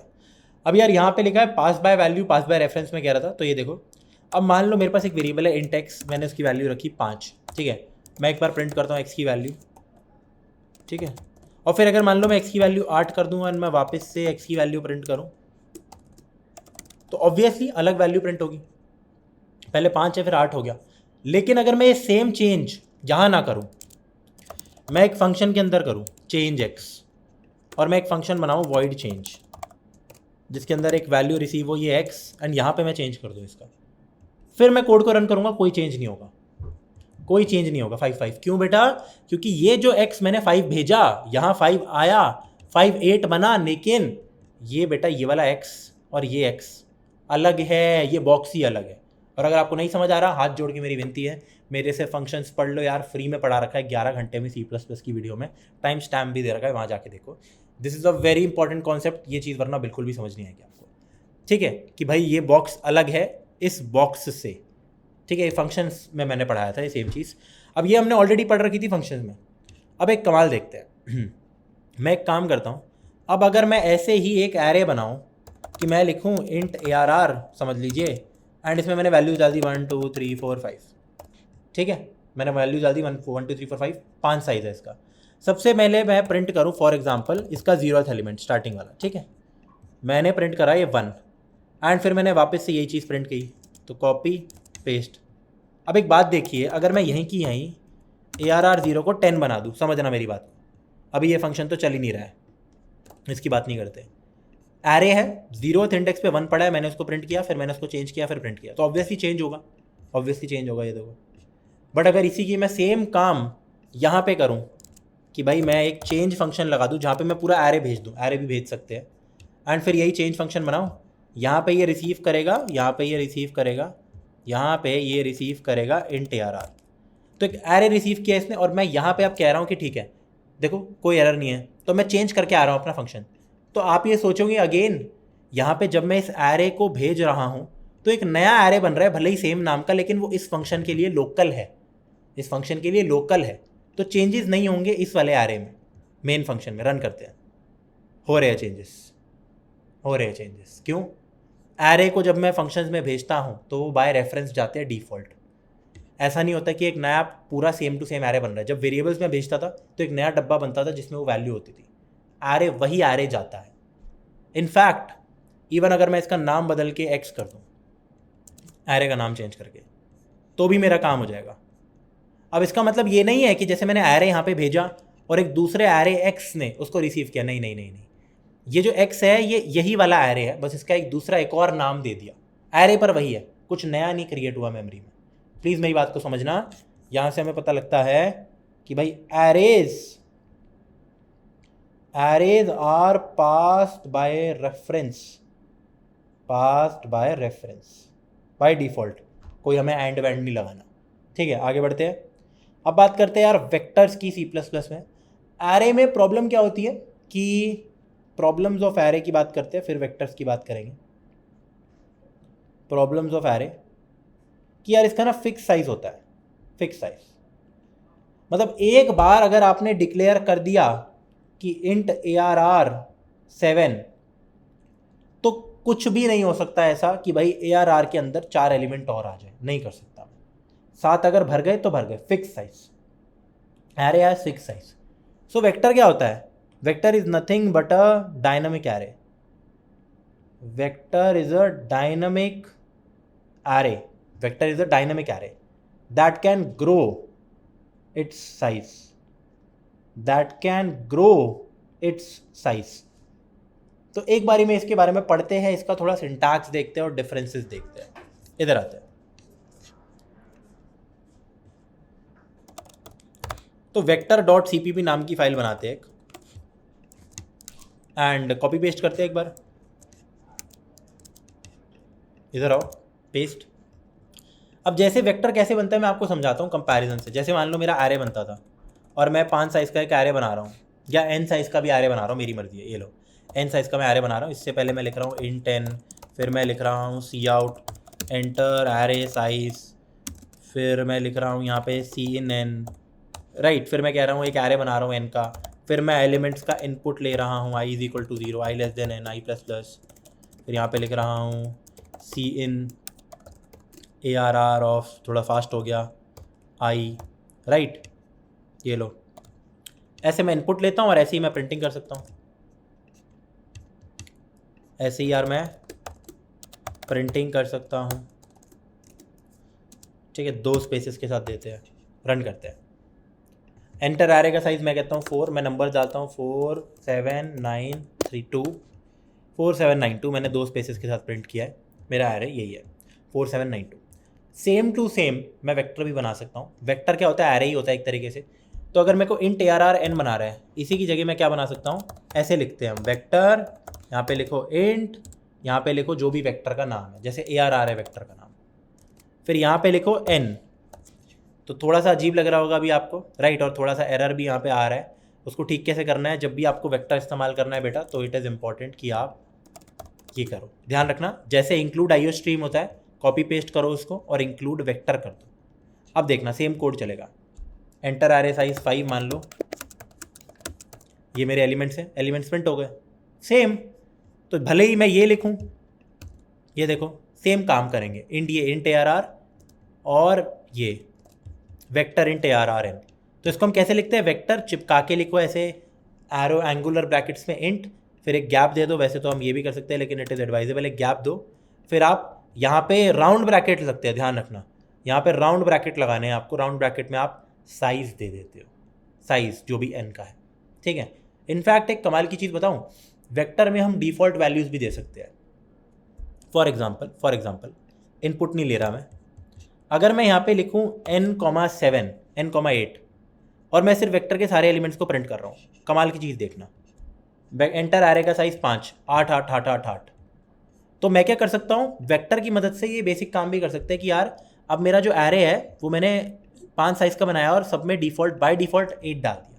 ऑफकोर्स इनको हम चेंज कर सकते हैं बट बाय डिफ़ॉल्ट इनके अंदर मैंने 8 डाल दिया, कुछ भी यहाँ पे लिखो वो डिफ़ॉल्ट वैल्यू होगी, ठीक है। एंड जब कुछ भी नहीं लिखता तो 0 होती है, जैसे मैं लिखता हूँ 4 तो देखो बाय डिफ़ॉल्ट 0 होता है, या फिर कई लोग ये भी लिख देते हैं ताकि थोड़ा ज़्यादा सही रहे, सेफ होता है ये, ठीक है। तो ये देखो, तो यहाँ पे ये होता है कि कौन सी डिफ़ॉल्ट वैल्यू रखनी है सब में, इसको हम कुछ भी रख सकते हैं और ये होता है हमारा साइज़, और इसकी ज़रूरत भी नहीं है, वैसे ये भी कर सकते हैं हम, ठीक है। तो ये होता है हम वेक्टर को ऐसे डिक्लेयर करते हैं। तो यार एक बार वेक्टर्स के बारे में देखते हैं कि कैसे हम इसका साइज़ बढ़ा सकते हैं। अब मान लो वेक्टर मैंने इनिशियली क्या दे दिया यार, वेक्टर में मैं लिखता हूँ n,7 ले लेते हैं, और मान लो n मेरा जो भी साइज़ है 5 है, एंड मैं यहाँ पे साइज़ दे देता हूँ यार, ये छोड़ो, मैं 5 साइज़ का वेक्टर बना रहा हूँ फॉर एग्जांपल, ठीक है। मैंने 5 साइज़ का वेक्टर बना दिया साथ साथ, तो मैं और एक्सटेंड कर सकता हूँ इसको, एरे क्यों नहीं कर सकते। अब देखो एक्सटेंड कैसे करना है, प्लीज़ ध्यान देना। एक्सटेंड आप ये नहीं कर सकते कि फॉर एग्जांपल अब मैंने वेक्टर में भी देखो यही सीन हुआ है, अगर मैं लिखता हूँ वेक्टर इंट और मान लो साइज़ मेरा 5 है, एरे का साइज़ है 5, सारे एलिमेंट्स अभी 7 है, तो ऑब्वियसली देखो यही काम हुआ है, कुछ और नहीं हुआ है। यहाँ पे 7 7 7 इनिशियली ये हो गया, इंडेक्स भी यही है, सेम एरे की तरह है। नाम यहाँ पे लिखना होता है वी, मान लो वेक्टर का नाम है वी, यूजुअली हम वी रखते हैं, ठीक है। तो वेक्टर इंट नाम, डेटा टाइप नाम और यहाँ पे साइज़, ठीक है। बस तो ये बात है।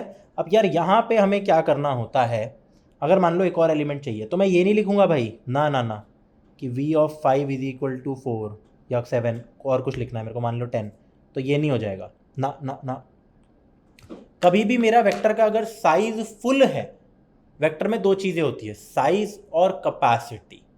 साइज़ क्या होगा कि भाई अभी इसका ये साइज़ कितना है, साइज़ क्या होगा कि भाई अभी हमने कितना साइज़ ले रखा है, और कैपेसिटी की कितना और स्टोर कर सकता है। जैसे मान लो मैं इस वेक्टर का यहाँ पे प्रिंट करूँ, यहाँ पे एक बार cout endl कर लेते हैं, फिर हम प्रिंट करते हैं cout v.size। देखो एक डायरेक्ट चीज़ होती है बाय द वे, हमारे पास v नहीं ARR है इसका नाम। वेक्टर जो होता है ना हमारा, उसका डायरेक्ट एक प्रॉपर्टी होती है डॉट साइज। ये डॉट साइज क्या काम करके देगा हमें, जो साइज़ है वो ला के दे देगा। जैसे साइज़ अभी n है, 5 है, तो 5 ला के दे दिया। एरे में ये प्रॉपर्टी नहीं होती, उसमें हमें साइज ऑफ करके निकालना पड़ता है। Point number 1। पॉइंट नंबर 2, जैसे मैंने अभी एरे का साइज़ निकाला endl, एक काम करते हैं एरे की कैपेसिटी भी चेक करते हैं। एक होता है एरे डॉट कैपेसिटी, रन करते हैं, वो भी अभी के लिए 5 है। अब मेरी बात समझना, कैपेसिटी को साइड रखो। अब मैं अगर मेरे को एक और पीछे एलिमेंट डालना है, मैं चाहता हूँ एक एलिमेंट और डाल दे पीछे, साइज़ को ग्रो करना है, तो मैं ये नहीं लिखूँगा कि भाई ठीक है v(5) = 10, मेरे को ये करना है जैसे मान लो, तो ये नहीं लिखूँगा मैं, ये एरर देगा। ये देखो ARR, ठीक है। इनफैक्ट साइज़ 5 ही आ रहा है। इसके बाद अगर मैं साइज़ प्रिंट करता हूँ, देखो 5 ही आ रहा है, तो ये गलत हो गया। वैसे तो इसमें एरर आ जाना चाहिए, बट एनीवेज ठीक है। मेरे को अगर कुछ पीछे डालना है वेक्टर के, बात वो चल रही है, तो वो कैसे डालेंगे, वो ऐसे लिखते हैं हम, वेक्टर का नाम लिखो डॉट पुश बैक 10। अब देखना, पहले मैंने एरे का साइज़ प्रिंट किया आप सबके सामने, फिर मैंने पुश बैक किया, फिर वापस एरे का साइज़ प्रिंट किया, डिफरेंस आएगा 5 और 6, 5 और 6, क्योंकि सच में 10 पीछे आ चुका है। तो ये पुश बैक करने से, पुश अंडरस्कोर बैक करने से क्या होता है, अगर मैं लिखता हूँ v डॉट या ARR डॉट जो भी नाम है, पुश बैक और कुछ भी यहाँ पे लिखता हूँ फॉर एग्जांपल 4, तो ये हो जाएगा। पुश बैक होने से ये होता है। अब वेक्टर ऐसे काम क्या करता है, मतलब वेक्टर का मोटिव क्या होता है, कैसे वेक्टर ऐसे पुश बैक करा सकता है।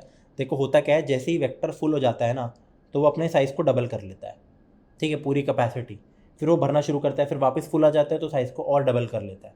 ऐसे वेक्टर्स काम करते हैं, ठीक है। जैसे अब अगर मैं आपको कैपेसिटी भी प्रिंट करके दिखाता हूँ, जैसे यहाँ पे सबसे पहले कैपेसिटी मैंने प्रिंट की, एंड सेम अगर मैं यहाँ प्रिंट करूँ, देखना ये देखो अब बहुत डिफरेंस आएगा। 5 मेरा क्या है यार, 5 मैंने साइज़ प्रिंट किया है, कैपेसिटी भी उस समय 5 है, फिर मेरा साइज़ 6 हो गया क्योंकि मैंने एक एलिमेंट बढ़ाया है, साइज़ का मतलब नंबर ऑफ एलिमेंट्स, लेकिन कैपेसिटी 10 है, कैपेसिटी 10 हो गई है। कैपेसिटी 10 क्यों हो गई है, क्योंकि इतने की मेरी कैपेसिटी हो चुकी है अब, क्योंकि मैंने डबल कर लिया था अपना एरे, राइट। तो ऐसे सीन चलता है मेरा।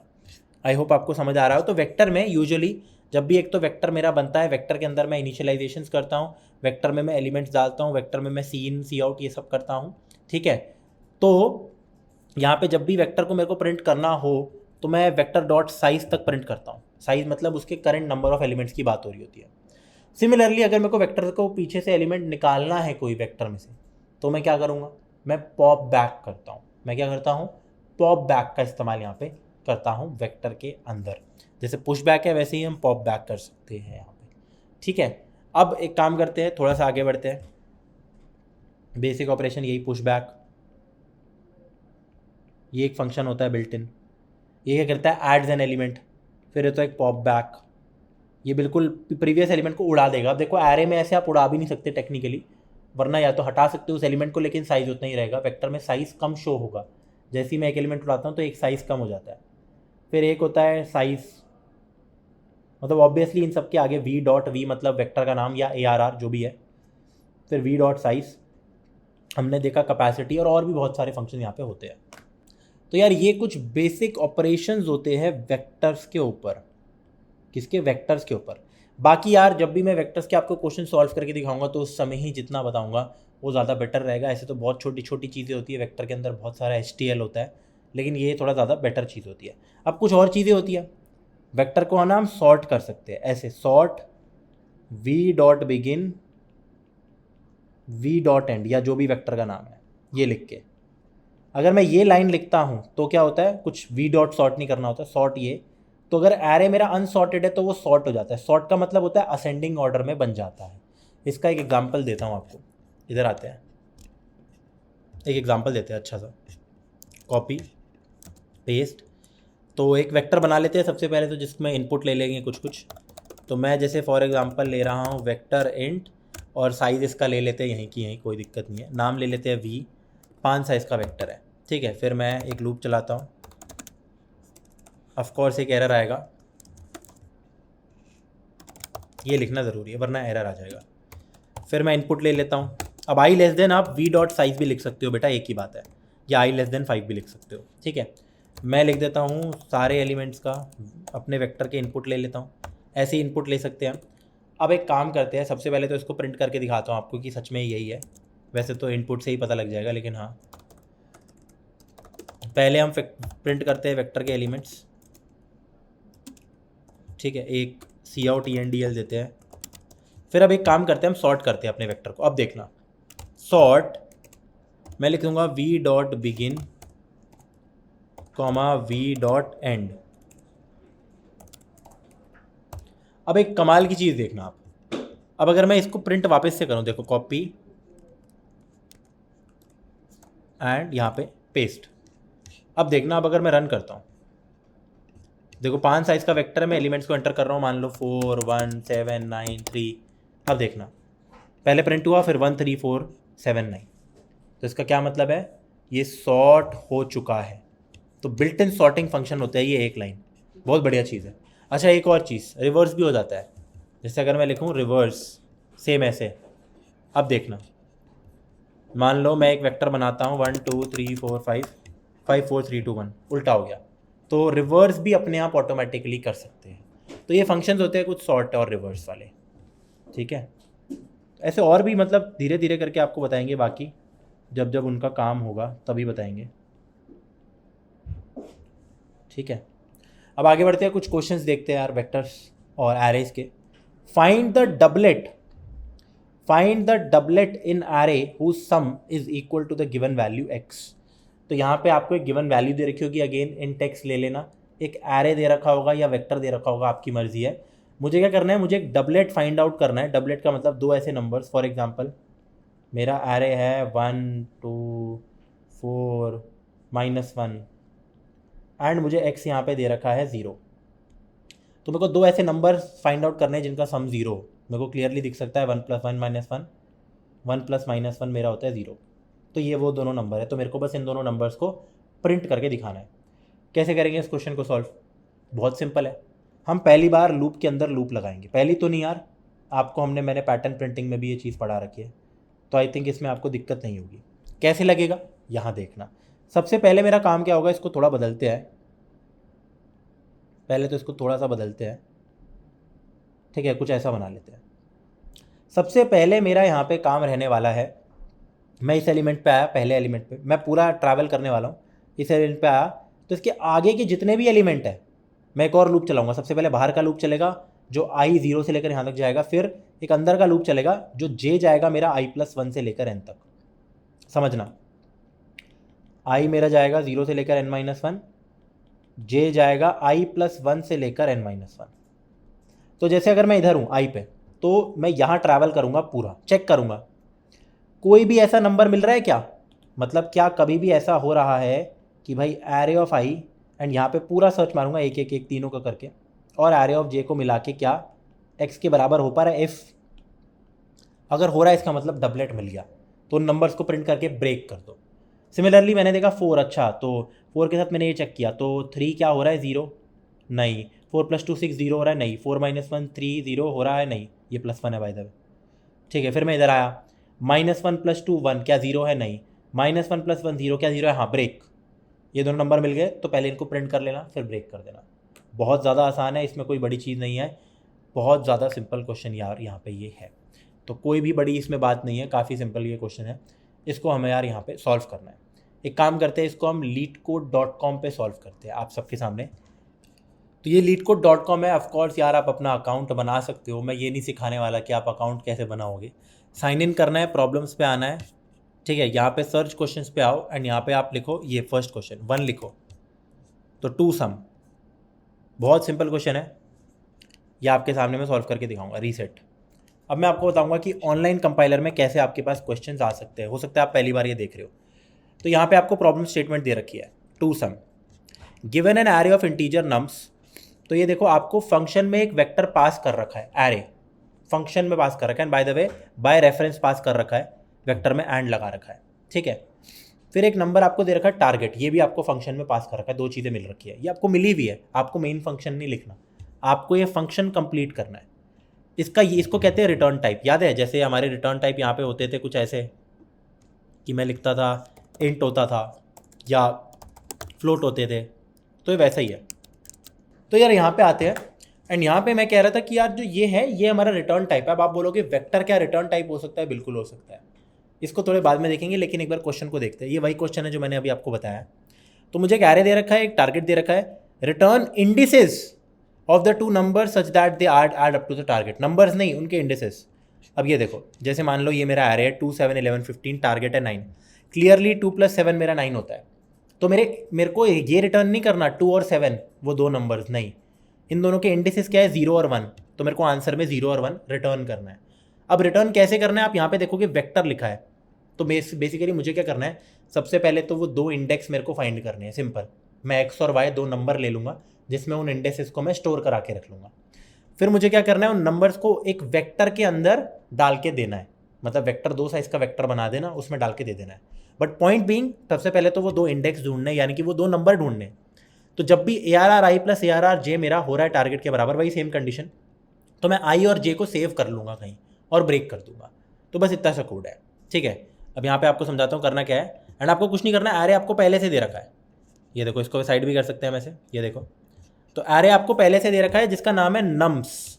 अब इसको आप बदल सकते हो, यहीं की यहीं एरे ARR कर सकते हो, और आप ARR को यूज़ कर सकते हो क्योंकि फंक्शन में ये है ना, ठीक है। अब आप क्या, मेरे को क्या करना था यार, मुझे सिंपली लूप चलाने हैं।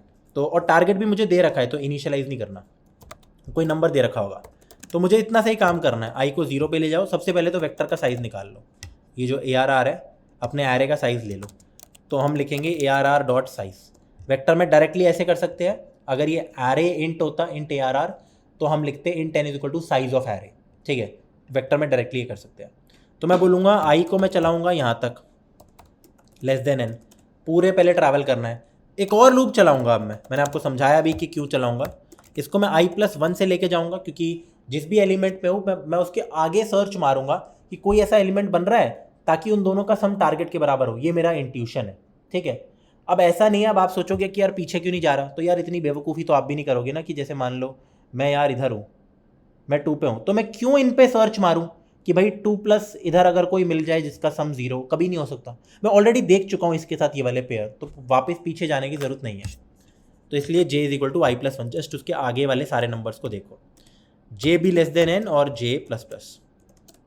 अब मेरे को देखना है अगर array of i plus array of j मेरे टारगेट के बराबर है, या फिर इसको हम x भी लिख सकते हैं, आपकी मर्जी है। ये देखो, तो मैं x यूज़ करूँगा हर जगह, मर्जी है, बट यहाँ चेंज करना ज़रूरी है। अगर ये मेरे इस टारगेट एलिमेंट के बराबर हो रहे हैं तो मतलब मेरे को मिल गए मेरे नंबर्स ARR i और ARR j। अब मेरे को ये i और j सेव कराने हैं कहीं, कहाँ सेव कराने हैं, किसी वेक्टर में। तो सबसे पहले तो मैं एक वेक्टर बनाऊंगा, वेक्टर इंट, ठीक है, v, जिसका मैं 2 साइज़ रखूँगा, क्योंकि 2 ही साइज़ का मेरे को एक ऐसा एरे बाद में रिटर्न करना है। इस 2 साइज़ में 2 एलिमेंट्स में मैं क्या स्टोर करूँगा, दोनों इंडेक्स।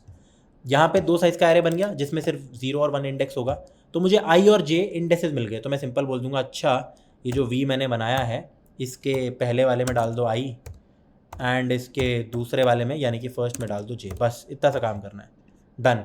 ऐसे आपने भर दिया। जब ये मेरा ख़त्म हो जाए लूप और ब्रेक कर दो, क्यों आगे जाएंगे, सीधा ब्रेक, ठीक है, ये करके ब्रेक आप कर दोगे तो आपका यार काम हो जाएगा। अच्छा एक चीज़ आपको ध्यान रखनी है, पता है क्या क्या चीज़, अगर मैं कभी भी ब्रेक करता हूँ तो ये वाला लूप ख़त्म होगा, अंदर वाला, बाहर वाला ख़त्म नहीं होता है। जबकि मेरे को करना तो बाहर वाला भी है, मुझे और कुछ सर्च नहीं मारना। तो इसका एक तरीका क्या है, अगर ये ब्रेक कर रहा हूँ तो ये पूरा ख़त्म हो जाएगा ना, सिर्फ ये वाला लूप, पर बाहर वाला अभी भी चलेगा, फिर अंदर का दूसरा आ जाएगा। राइट, समझ रहे हो मेरी बात। तो for that what I can do is, मैं सिंपली एक यहाँ पे फ्लैग बना सकता हूँ, बाहर वाले लूप के अंदर एक बूल फ्लैग बना सकते हैं, समझना, जिसको मैं मान के चल रहा हूँ ट्रू, एंड मैं यहाँ पे ब्रेक नहीं करूँगा, मैं लिख दूंगा flag is equal to false. अब मैं ये देखूंगा फ्लैग अभी ट्रू है, इस लूप के करामात के बाद अगर फ्लैग अभी अब फॉल्स हो चुका है किसी रीज़न से, अगर ये करामात के बाद फ्लैग फॉल्स हो गया, मतलब मैं यहाँ पे ये कंडीशन में हिट आ गया था। एक तो फॉल्स करने के बाद ब्रेक भी कर दो, आगे क्यों बढ़ना है। इस ब्रेक से क्या होगा, ये लूप मेरा टूट जाएगा अंदर वाला। एनीवेज अब मैं देखता हूँ अगर फ्लैग फॉल्स है तो ब्रेक कर दो, बाहर वाला लूप भी ख़त्म कर दो, उसकी ज़रूरत ही नहीं है मेरे को, ठीक है। लास्ट में आप बस रिटर्न कर सकते हो अपने इस वेक्टर को जो हमने बनाया था, तो रिटर्न v, रन दबाओ। इसका दूसरा तरीका भी सिखाऊंगा, इतने ब्रेक फॉल्स ये सब करने में। सबमिट दबाओ, रन के बाद सबमिट दबाते हैं। अगर ये बोलेगा एक्सेप्टेड, ये देखो एक्सेप्टेड, इसका मतलब हमने सही कोड लिखा है। डिस्क्रिप्शन पे आओ वापस से। अब इसका दूसरा तरीका देखते हैं, क्योंकि ये फंक्शन है तो मुझे फंक्शन को ही अगर ख़त्म करना हुआ तो ब्रेक की क्या ज़रूरत है, रिटर्न। यहाँ पे ये फ्लैग फ्लूक की कोई ज़रूरत नहीं है, ख़त्म करो इसे ना। क्यों बना रहे हैं हम ये भी क्यों बना रहे हैं, सिंपल। अगर कभी भी मेरे को डायरेक्टली ये मैंने मार्क कर लिए तो यहीं की यहीं पहले से ही वो वेक्टर को रिटर्न कर दो, सिंपल, आपका काम हो गया रिटर्न। रिटर्न से पता है क्या होता है, सिर्फ अंदर का लूप ख़त्म नहीं होगा, ये फंक्शन निपट जाएगा। सबमिट करो सीधा, क्योंकि ये कोड सही है। अब देखो मेरा आंसर चल जाएगा, देखो एक्सेप्टेड। तो काफ़ी सिंपल, सबसे सिंपल क्वेश्चन है, पूरे लीड कोड का है। आगे बढ़ते हैं। होमवर्क है आपका एक, given an array, tell if the array contains duplicates और नॉट। मतलब मेरे को बताना है कि एरे में ऐसा तो नहीं है कि कोई भी 2 नंबर एक नंबर वापस से आ रहा हो। जैसे मान लो 1 मेरा 2 बार आ रहा है, तो ये भी अगेन आप सॉल्व करोगे बाय यूजिंग फॉर लूप के अंदर फॉर लूप, ठीक है। मान लो ये मेरा एरे है, तो सबसे पहले इसको आप सर्च करोगे पूरे इसमें, अगर मिल गया इसका डुप्लीकेट, ब्रेक कर दो, मेरा काम हो गया। फिर आप जैसे ये अगर आपने सर्च कर लिया और यहाँ कहीं नहीं मिला तो इधर बढ़ो, अब इसको आगे के साथ करो, क्योंकि पीछे के साथ हम ऑलरेडी सर्च कर चुके हैं। तो सेम टाइप का कोड रहने वाला है, j is equal to i+1। मेरे को बस डुप्लीकेट्स देखने हैं। आगे बढ़ते हैं। ठीक है, question, right a program to copy the contents of one array into another array in the reverse order. So copy the contents of one array into another array in the reverse order. तो basically for example अगर मेरा array मुझे कुछ ये दे रखा है ए, ठीक है, वेक्टर भी ले सकते हो, एन एरे है 10 20 30 40 50 60. फॉर एग्जांपल मेरे को एक बी एरे बनाना है जो कि अभी के लिए खाली एरे है मेरा एक. मेरे को एक बी एरे बनाना है जो कि अभी के लिए खाली मैं बनाऊंगा, एंड मुझे इसके कंटेंट्स इसमें रिवर्स ऑर्डर में डालने हैं, जैसे 60 50 40 30 20 10. तो आई थिंक काफ़ी ज़्यादा आसान है. इंडेक्सिंग से आप इस चीज़ को खेल सकते हो बहुत आराम से. कैसे खेलोगे? सिंपल फार्मूला बनाना, ठीक है, सिंपल फार्मूला बनाना. पहले तो एरे मान लो मेरा बना हुआ है, हमने एक दूसरा एरे बनाया, इसी साइज़ का एरे बना दिया हमने, ठीक है, इसी साइज़ का हमने एक एरे बना दिया. अब ये खाली पड़ा है तो मैं क्या बोलूँगा, इसके भी इंडेक्सेस देखो एक बार. थोड़ा सोचो मुझे करना क्या है, थोड़ा सोचो मुझे करना क्या है. तो यार यहाँ पे मैं क्या देख सकता हूँ कि मुझे 0th इंडेक्स पे अपने नए वाले एरे के 5th इंडेक्स की चीज़ डालनी है. मेरे को फर्स्ट पे 4th की चीज़ डालनी है, मेरे को सेकंड पे 3rd की चीज़ डालनी है, 3rd पे सेकंड पे 4th फर्स्ट और 5 0. तो एक पैटर्न टाइप सा बनाओ. पैटर्न प्रिंटिंग हमने बहुत पढ़ी है तो थोड़ा बहुत दिमाग आपका चल रहा होगा. क्या मैं कह नहीं सकता कि बी ऑफ आई, मतलब आई मान लो यहाँ से लेकर यहाँ तक जा रहा है 0 1 2 3 4 5, B of I is equal to A of क्या, A of some J, where I plus J is always equal to 5 और 5 और n-1, where n is the size, n is size of array. Please इस बात को समझो, बहुत obvious है. ये प्लस ये मेरा 5 हो रहा है, ठीक है, और मेरे को यहाँ पे यही वाली वैल्यू डालनी है. तो ये प्लस ये मेरा 5 हो रहा है, ये प्लस ये भी 5, और एरे का साइज़ मेरा 6 है, तो n-1 मेरा लास्ट चीज़ है. तो i प्लस जे n-1 है, तो मैं कह सकता हूँ यहाँ से मेरे को अपना j मिल गया. तो मैं कह सकता हूँ b ऑफ i में मुझे बस इतनी सी मैथ लगानी है, is equal to a of कितना, j की वैल्यू है n-1 - i. बस इतना सा काम करना है, ये मेरा कोड चलेगा. That's it. करके दिखाते हैं. सो एक नई फाइल बनाते हैं, copy in reverse order. Copy array तो बहुत सिंपल सी चीज़ है, पूरे एरे के एलिमेंट्स को कॉपी पेस्ट करना है हमें. तो hash include IO stream using name space std int main, ठीक है. यहाँ पे लिख दो इंट arr. मान लो मैं एरे यही बना रहा हूँ, 10 20 30 40, अभी के लिए चलो 5 का बना लेते हैं, मर्जी है, ठीक है. तो इसका साइज़ क्या है मेरा, इसका साइज़ n होगा, तो उसको निकाल लेते हैं साइज़ ऑफ करके, ताकि जनरलाइज चीज़ रहे, मैं अपना एरे बदल भी पाऊँ बाद में, ठीक है. अब मैं एक दूसरा एरे बनाऊँगा, इंट b, इसका नाम एक तरीके से brr रख देते हैं. चलो, इसका साइज़ कितना होगा, n. अभी के लिए खाली पड़ा है.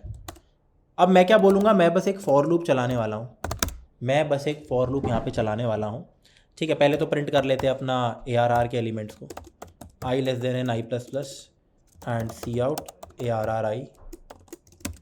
तो इसको प्रिंट कर दिया मैंने, ठीक है. अब मैं कुछ चेंजेस करता हूँ. अब मैं एक लूप चलाता हूँ, एंड बड़े ध्यान से देखना, ठीक है. मैं लूप चला रहा हूँ बी वाले एरे के लिए. पहले मैं इसको ही प्रिंट कर लेता हूँ यहाँ पे, ये देखो. अब मैंने बनाया एक BRR. मैं बोल रहा हूँ BRR of i is equal to ARR of n-1 - i. सिर्फ ये करने से मेरा BRR पूरा बन जाएगा. चाहे तो आपको प्रिंट करा के देखते हैं. अब मैं अपने BRR को प्रिंट करता हूँ, ये देखो, यहाँ पे BRR को प्रिंट करेंगे हम. रन करते हैं. अच्छा, ये देखो, एक ये गलती हो रही है, कोई दिक्कत नहीं है यार. तो देखो 10 20 30 40 50 और उल्टा हो गया. तो इसको कहते हैं कॉपीइंग इन रिवर्स ऑर्डर. अब मेरे को अगर अपना खुद का एरे रिवर्स करना हुआ तो ARR, तो आप बोलोगे कोई दिक्कत नहीं है, एक काम करो, आपने ARR बना रखा है, आपने एक BRR बना दिया जो उसका रिवर्स है, एग्जैक्टली ये रहा. फिर आप एक काम करो, ARR में BRR को नॉर्मल ऑर्डर में कॉपी कर दो. नहीं नहीं नहीं, एक एक्स्ट्रा एरे खर्च हो रहा है. अब मैं चाहता हूँ आपको ये क्वेश्चन सॉल्व कराना. 2 पॉइंटर्स कॉन्सेप्ट पढ़ेंगे अभी हम. Write a program to reverse the array without using any extra array. Extra के साथ तो बहुत सिंपल है, पहले एक रिवर्स बनाओ फिर कॉपी पेस्ट कर दो. लेकिन बिना एक्स्ट्रा एरे के कैसे करें? अब थोड़ा सोचो. मान लो मेरा एरे है 10 20, 30, 40, 50, 60 या 50, ये मेरा एरे है। तो रिवर्स का मतलब क्या है? क्या मैं कह नहीं सकता कि 10 और 50 को स्वैप कर दो, 20 और 40 को स्वैप कर दो और 30 को एज इट इज रहने दो? यस, अगर यहाँ 50 आ जाए, 10 आ जाए, 40 आ जाए, 20 आ जाए, 30 ऐसे ही रहे, तो ये रिवर्स हो गया। तो रिवर्स का मतलब है जो एक्सट्रीम्स होते हैं इनको हम स्वैप करते रहेंगे। तो सिंपल है काफ़ी। हम ना दो वेरिएबल बना के रखेंगे। इन टू पॉइंटर्स का मतलब पॉइंटर नहीं होता, इनका मतलब होता है दो वेरिएबल बना लेंगे हम। एक आई यहाँ पे रख देंगे, जे एंड में रख देंगे। तो मैं दो वेरिएबल बना दूंगा, आई को 0 पे रखूँगा, जे को n-1 लास्ट में रखूँगा। फिर मैं एक वाइल लूप यहाँ पे चलाने वाला हूँ। बड़े ध्यान से समझना, वाइल लूप क्यों? क्योंकि मैं कंडीशन देखूंगा। जब तक आई जे से छोटा है तो मैं स्वैप करते रहूँगा। ये बिल्ट इन फंक्शन होता है, या मैं वैसे भी कर सकता हूँ। ARR आई और जे को स्वैप करता रहूँगा, फिर आई को आगे बढ़ाऊँगा, जे को पीछे घटाऊँगा। तो इतना सा कोड है मेरे रिवर्स का, प्लीज़ ध्यान रखना। ये और ये बेसिकली ये मेरा पूरा कोड ही लिख दिया। इसे आप समझने की कोशिश करेंगे। देखो, आई इधर है, जे इधर है, तो मैंने क्या किया? पहले इन दोनों को स्वैप कर दिया। तो इन नंबर्स को मैंने स्वैप कर दिया। यहाँ पे 50 आ गया, यहाँ पे 10। फिर आई प्लस प्लस आगे बढ़ गया, जे माइनस माइनस इंडेक्स पीछे हो गया। फिर मैंने वापस से ARR आई और ARR जे को स्वैप कर दिया। फिर मैंने आई प्लस प्लस और जे माइनस माइनस। अब आई और जे एक साथ है। अब मेरी कंडीशन क्या थी? आई जे से छोटा होना चाहिए। जैसे ही आई जे के बराबर भी हो जाए, लूप को तोड़ दो, या आई जे से आगे निकल जाए, लूप को तोड़ दो। क्योंकि अब मैं और स्वैप नहीं करूँगा। मान लो आई को मैं आगे बढ़ा रहा हूँ और जे को मैं पीछे ले आ रहा हूँ, तो मैं बेवकूफ़ों की तरह अगर मैं इन दोनों को वापस स्वैप कर दूँ अब, तो नॉर्मल बन जाएगा ना, तो वो नहीं करना मुझे। तो ये मेरी कंडीशन रहने वाली है। आई होप आप समझ पा रहे होंगे। कुछ नहीं करना, ऑपोजिट्स को करना है मेरे को बार बार स्वैप। तो यहाँ पे दो वेरिएबल्स मैंने यूज़ किए ताकि ईजी लगे मुझे कोड थोड़ा। तो कॉपी करो, reverse.cpp। एक रिवर्स करने का तरीका क्या है? अगर वेक्टर है तो आप बाय डिफ़ॉल्ट, मैंने आपको समझाया था, रिवर्स सीधी एक लाइन लिखो, आपका काम हो गया। लेकिन अगर एरे है, मान लो ये एरे है, मैंने साइज ले लिया, ये मेरा अभी एरे है। अब देखना मैं करूँगा क्या, अभी सबसे पहले एरे को प्रिंट करके दिखाता हूँ। तो 10, 20, 30, 40, 50। अब यही एरे को मैं चेंज करूँगा। चेंज कैसे करेंगे? मैं दो वेरिएबल्स बनाऊँगा, int i is equal to 0 और यहीं इस लाइन में लिख दो जे इज इक्वल टू n-1। फिर लिखो वाइल, जब तक आई जे से छोटा है तब तक मैं स्वैप कर दूंगा ARR आई पे जो एलिमेंट पड़ा है और ARR जे पे जो एलिमेंट पड़ा है। ठीक है, फिर आई को आगे बढ़ा दो, जे को पीछे ले आओ, बस इतना सा काम। ये रिवर्स हो चुका है। 4 लाइन 5 लाइन का कोड। वापस देखो, प्रिंट करके देखते हैं। सेम कॉपी पेस्ट अगर मैं करता हूँ प्रिंटिंग के लिए, रन करते हैं। ये देखो, हाँ पूरा रिवर्स हो गया, right. So this is the code for reverse. अच्छा, ये एक बिल्ट इन फंक्शन है स्वैप। अगर आपको बिल्ट इन फंक्शन नहीं आता या आप जावा में कोड कर रहे हो, उसमें बिल्ट इन नहीं है, तो इसको आप ऐसे भी लिख सकते हो, int temp is equal to ARR i is equal to ARR j. ऐसे स्वैप हो रहे हैं और ARR जे में मैंने टेम्प लगा दिया। तो बेसिकली मैंने ARR आई और जे को स्वैप किया। ये भी कर सकते हो आप, सेम थिंग। आप वो एक लाइन भी लिख सकते हो और ये 3 मैनुअली स्वैप भी कर सकते हो। ठीक है, आगे बढ़ते हैं। अब एक बहुत अच्छा क्वेश्चन सॉल्व हम करने वाले हैं। बहुत अच्छा क्वेश्चन हम सॉल्व करने वाले हैं। रोटेट एरे, लीड कोड का क्वेश्चन है, उस पर भी करेंगे। पहले हम नॉर्मल करते हैं। तो rotate the given array by A, मेरे को एरे ए दे रखा है, सॉरी ARR भी हो सकता है, बाय के स्टेप्स। तो के स्टेप्स से मेरे को रोटेट करना है, वेयर के इज़ नॉन नेगेटिव। अब ये बाद में देखेंगे, k can be greater than n as well. ठीक है, बट सबसे पहले मान लो एरे मुझे ये दे रखा है, समझना मेरी बात को, 1 2 3 4 5 6, राइट। या फिर मैं वही 10 20 ले लेते हैं। मेरे को दे रखा है 10 20 30 40 50 60 70, लो भाई, राइट। ये एरे दे रखा है। अगर मैं बोलूँ इसको रोटेट कर दो, के इज इक्वल टू 2, मतलब 2 टाइम्स रोटेट करो, तो बेटा रोटेट का यहाँ पे मीनिंग क्या होता है आपको समझाता हूँ। पहले इन कॉमर्स को हटा देते हैं। रोटेट का मतलब होता है कि भाई इस एरे को ये बना दो, इस एरे को, कि भाई रोटेट का मतलब होता है पीछे के जो 2 एलिमेंट है, पहले एक रोटेशन, सेकंड रोटेशन। समझना मेरी बात। अगर 4 से रोटेट करना होता तो मैं क्या करता, एक और बात समझो। तो अब जो ये एरे बना मेरा, ये मेरा रोटेटेड एरे है, ये मेरा रोटेटेड एरे है। And without using an extra array आपको ये करना है क्वेश्चन, ठीक है, दैट इज द कंडीशन, वरना तो आसान हो जाएगा। तो आपको रोटेशन में क्या होता है, लास्ट के जितने एलिमेंट है एक एक करके पहले लास्ट वाला आगे आ जाएगा, फिर वो आगे, और ये मेरा वो एरे बन जाएगा, ये एरे बन जाएगा। तो ये मेरी बेसिकली रोटेशन है। अब कैसे करेंगे यार इस क्वेश्चन को सॉल्व, रोटेशन को? अब इससे पहले रोटेशन कैसे सॉल्व करेंगे, हमें रिवर्स पार्ट ऑफ एरे आना चाहिए, उसको इसके ऊपर आते हैं। तो इसको कॉपी पेस्ट करते हैं एंड यहाँ पे लिखते हैं, तो reverse part dot CPP। Reverse part of array का मतलब होता है, मान लो ये मेरा पूरा एरे है 10 20 30 40 50, मैं कहता हूँ 20 से लेकर 40 तक को रिवर्स कर दो बस, बाकी नहीं। या मैं कहता हूँ 30 से लेकर 50 को रिवर्स करो, 10 20 को एज इट इज रहने दो। तो बहुत सिंपल काम है, आपको बस इतनी सी चीज़ करनी है कि ये देखो, ये जो i इज इक्वल टू 0 और j is equal to n-1 है, इसका मतलब है कहाँ से लेकर कहाँ तक रिवर्स हो रहा है। अगर मैं i को 2 कर दूं, जैसे i मेरा ये सेकंड इंडेक्स है और j मेरा ये n-1 यानी कि 4 है, तो देखना सिर्फ 30 40 50 रिवर्स होगा। ये देखो सिर्फ 30 40 50 मेरा रिवर्स हो गया, बाकी सेम है। तो मेरी मर्जी होती है कि मैं किसी पार्ट ऑफ एरे को भी रिवर्स करके ला सकता हूँ। बहुत सिंपल सी बात है, बस ये वो स्टार्टिंग पॉइंट होता है और ये वो एंडिंग पॉइंट होता है। तो ऐसे मैं पार्ट ऑफ एरे को रिवर्स करता हूँ। इनफैक्ट मैं क्या कर सकता हूँ, मैं इसका एक फंक्शन बनाता हूँ रिवर्स करने का, पार्ट ऑफ एरे का, ठीक है। और वो कैसे बनेगा, बड़े ध्यान से देखना इस चीज़ को। मैं एक फंक्शन बनाऊंगा वॉइड रिवर्स, जिसके अंदर एक एरे रिसीव होगा सबसे पहले, तो फिर रिसीव क्या होगा, इंट i कहाँ से शुरू हो रहा है, फिर इंट j कहाँ तक मेरे को रिवर्स करके लाना है। अब ये स्टार्टिंग के नंबर भी हो सकते हैं, एंडिंग के भी हो सकते हैं। अब यहाँ पे मेरे को वापस से उनको इनिशियलाइज करने की ज़रूरत नहीं है, सिर्फ इतना सा कोड मेरे को लिखना है, सिर्फ इतना सा कोड मेरे को यहाँ पे लिखना है। इनफैक्ट नॉर्मल फंक्शन यूज़ करो ना यार, लो भाई।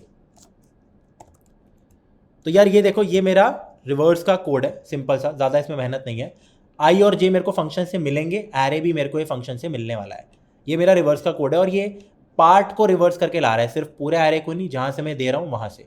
अब देखो, मान लो मैंने एरे बनाया, एरे को प्रिंट कर दिया, इसको छोड़ो, एंड मैं एरे को वापस प्रिंट कर रहा हूँ। ये देखो, अब मैं कुछ चेंजेस करता हूँ बीच में, जैसे अगर मैं लिखूँ रिवर्स, ये फंक्शन चला दूँ रिवर्स, जिसके अंदर मैं अपना एरे भेजूँ, मैं अपना 0th इंडेक्स भेजूँ, मैं अपना n-1 इंडेक्स भेजूँ, बहुत इंपॉर्टेंट है। तो ये मेरे को पूरा एरे रिवर्स करके दे देगा।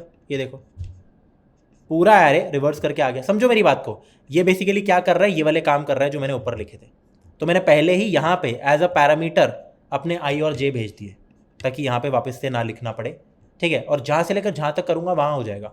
अब मैं कहता हूँ 1 से लेकर 4 तक को रिवर्स कर दो, या 1 से लेकर 3rd इंडेक्स तक को, या 4th ही ले लेते हैं, चलो 1 से लेकर 4th इंडेक्स को रिवर्स कर दो। ये देखो, तो 1 ये है, 50 40 30 20, 1 से लेकर 4, 1 2 3 4, ये इंडेक्स मेरे रिवर्स होके आ गए, परफेक्ट। तो यहाँ मैं जो भी दूंगा वो मेरा होके आ जाएगा। तो मैंने एक अच्छा फंक्शन टाइप सा बना दिया, तो काफ़ी सही है। बस मेरे को ये दोनों चीज़ें चेंज करनी है, बहुत सिंपल। तो ये क्या कर रहा है, ये मेरा पार्ट ऑफ एरे रिवर्स कर रहा है। अब मैंने आपको ये क्यों पढ़ाया, रोटेट एरे के लिए। आगे बढ़ते हैं, ठीक है। तो रोटेट एरे पे आते हैं। अब रोटेट एरे में मैं क्या कह रहा था कि पुराने पिछले एलिमेंट्स, जैसे मान लो मेरे को आगे लाने हैं, उसको हम रोटेशन कहते हैं। अब मैं आपको समझाता हूँ कि कैसे करना है, एल्गोरिदम समझना। अब आप बोलोगे रटवा रहा हूँ, लेकिन ये ऐसे ही सॉल्व होता है। एल्गोरिदम समझना कि रिवर्स कैसे हो सकता है। मान लो मेरा एरे कुछ ऐसा है, ठीक है। मैं कहता हूँ 10 20 30 40 50 60, एंड अब मान लो मुझे k दे रखा है, k इज इक्वल टू मेरे को दे रखा है यार यहाँ पे 2। तो पीछे के 2 मेरे को आगे लाने हैं बेसिकली, पहले 60 यहाँ 50 यहाँ। मेरे को जो चाहिए वो क्या है, 60 50 फिर 10 20 30 40। अब आप बोलोगे इसमें रिवर्स तो कुछ नहीं हो रहा। नहीं, रिवर्स नहीं हो रहा। देखो, हाँ ये दोनों चीज़ें रिवर्स हो रही है, लेकिन ये नहीं हो रहा। बट ये दोनों आगे भी आ रहे हैं। आगे कैसे लाए किसी भी चीज़ को, एरे में हो सकता है, बिल्कुल हो सकता है। बहुत ज़बरदस्त चीज़ आपको बताने वाला हूँ। अब मेरी एक बात समझना, k इज इक्वल टू 2 दे रखा है मेरे को। इसका मतलब इन लास्ट के 2 नंबर्स का मुझे कुछ करना है।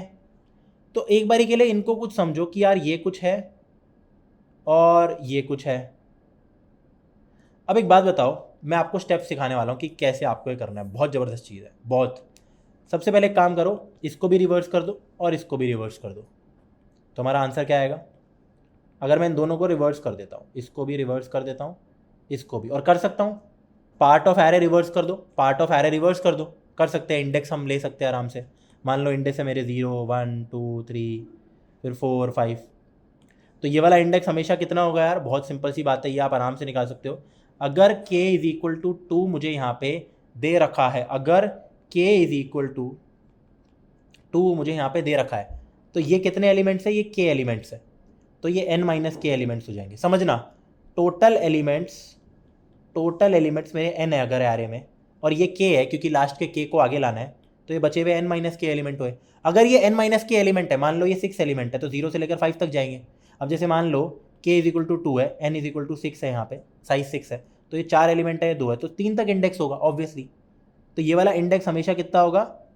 ये वाला इंडेक्स, इसको भी देख लेते हैं, बहुत इंपॉर्टेंट है, क्योंकि ये मेरे n माइनस के एलिमेंट्स हैं, क्योंकि ये मेरे n माइनस के एलिमेंट्स है और ये मेरे k एलिमेंट्स है, ठीक है। तो ये इंडेक्स हमेशा होगा मेरा n माइनस के माइनस 1, समझ रहे हो?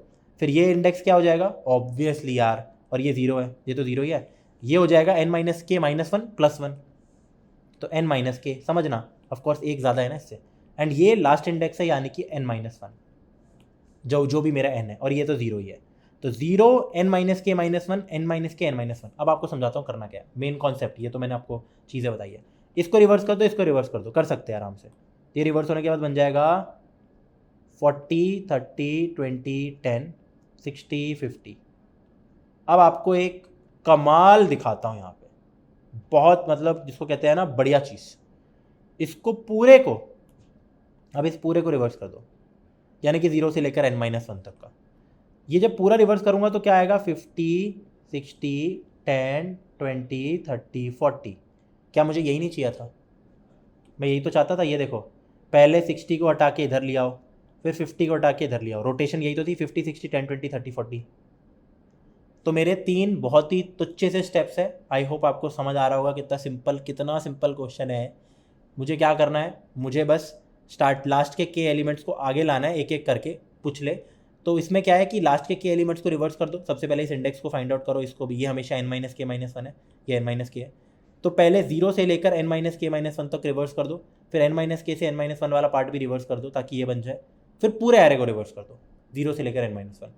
तो 3 स्टेप से आपको आपका आंसर मिल चुका है। That is it. इसमें एक और छोटा सा रिक्वायरमेंट है बस, क्या समझना, आपको क्या करना है? आपको 3 स्टेप लगाने हैं। आपको सबसे पहले रिवर्स करना है एरे, लेकिन कहाँ से लेकर? 0 से लेकर n माइनस के माइनस 1 तक। फिर आपको वापस रिवर्स करना है, एरे रिवर्स करना है आपको n माइनस के से लेकर n माइनस 1 तक का। एंड लास्ट में जब ये दोनों काम हो जाए, इनको तो किसी भी ऑर्डर में कर दो, लेकिन लास्ट वाला लास्ट में करना है, अपने पूरे एरे को 0 से लेकर n माइनस 1 तक रिवर्स कर दो। ये 3 स्टेप्स आपको करने हैं, और एक वही रिवर्स वाला कोड बनाना है जिसमें दोनों चीज़ें पास करता हूँ। ये भी आपको सिखाया, ये फंक्शन मैंने कॉपी पेस्ट करेंगे, उसके साथ मुझे अपना काम यहाँ पे करना है। बस एक कैच क्या है, यहाँ पे लिखा है k can be greater than n as well where n is the size of the array. मतलब मान लो n मेरा 6 है, अब यहाँ पे n 6 है, प्रॉब्लम आपको समझाता हूँ। एक और कोड लिखते हैं। मान लो एरे है 10 20 30 40 50 50 60, और बस ये है, और आपको k दे रखा है 49, या k दे रखा है आपको 52। अब कितनी अजीब सी चीज़ है, इसमें हम क्या करेंगे? 51 मान लो, तो k इज इक्वल टू 51, तो 51 गलत नहीं है। आप बोलोगे k ज़्यादा कैसे हो सकता है n से, रोटेशन और ज़्यादा हो सकती है, हाँ। अब 51 का बेसिकली मीनिंग पता है क्या होगा? मैं आपको एग्जांपल के तौर पे समझाता हूँ। पहले 60 आगे आया, फिर 50, फिर 40, फिर 30, फिर 20, फिर 10, फिर वापस 60 आगे आया। समझना, थोड़ा इजी करते हैं इसको। मान लो ये आ रहा है 10 20 30 40, k की वैल्यू 7 है, तो बेटा 7 का मीनिंग होता है कि इस एरे को उठाता हूँ आपके सामने, 7 का मीनिंग होता है ये 1 2 3 4, सेम बन गया वापस से, बहुत ध्यान से देखना, 5 6 कंटिन्यू रखो 7। तो ये मेरा आंसर आ गया 20 30 40 10, right, 20 30 and 40 10, this is my answer. तो बेसिकली ये वाला मुझे यहाँ पे काम करना है, which is k is equal to 7 rotations में ये हो रहा है। अब अगर मैं इसको 7 की जगह बेटा अगर मान लो 3 रोटेशंस देता, तो क्या होता? सबसे पहले 40 10 के आगे आ जाता है, ये देखो 3 रोटेशंस देते हैं, 3 रोटेशंस, तो 1 2 3, तो यही तो ये बना, ये और ये सेम ही तो है, दीज आर सेम है। तो बेसिकली होता क्या है, एक बार अगर n रोटेशंस हो जाती है, n रोटेशंस का मतलब होता है अगर rotations he size of array हो तो एरे वापस से सेम बन जाता है, समझ रहे हो। तो सिमिलरली अगर अब हम ऐसी हरकत करें कि मैं लिखूं k इज इक्वल टू बड़ा नंबर 29 लिख दिया मैंने, या मैंने लिख दिया 25, तो 25 का मतलब पता है क्या है, मैं 25 बार रोटेट नहीं करूंगा, इतनी बेवकूफ़ी नहीं करनी, मेरे को k को n से छोटा ही रखना है।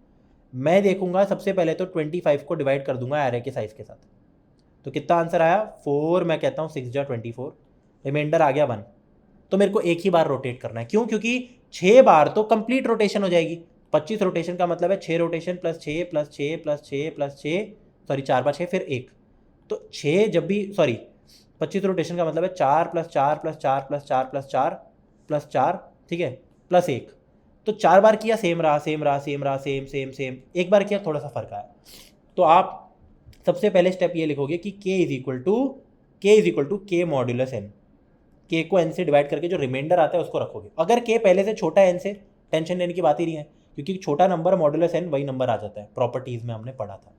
तो पहला काम होगा k is equal to k modulus n करना। इस क्वेश्चन को हम लीड कोड पे सॉल्व करते हैं, इसका नाम होगा रोटेट एरे। आप लिखोगे, आप सर्च मारना रोटेट एरे, तो लीड कोड पे आ गया ये रहा रोटेट एरे। देखो तो एक अगेन मुझे दे रखा है, एक एरे दे रखा है नम, सिर्फ ये नम दे रखा है वेक्टर या एरे, और मेरे को एक नंबर k दे रखा है। अब मेरे को यहाँ पे अपना सारा काम करना है, और वॉइड है मतलब बस मेरे को चेंज करके दे देना है कि बस ये अपने आप में चेंज हो जाए। जैसे अगर नंबर ये है k 3 रोटेशन है तो 7 6 5 ये आ गया पहले, 5 6 7 और फिर 1 2 3 4, राइट।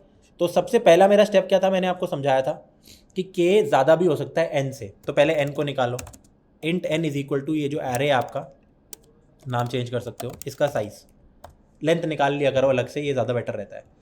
फिर आपको क्या करना है, k is equal to k modulus n करना है, या फिर k modulus equal to n, ताकि k मेरा ठीक बन जाए, n के साइज से छोटा, ताकि मैं कम रोटेशन करूँ, ठीक है।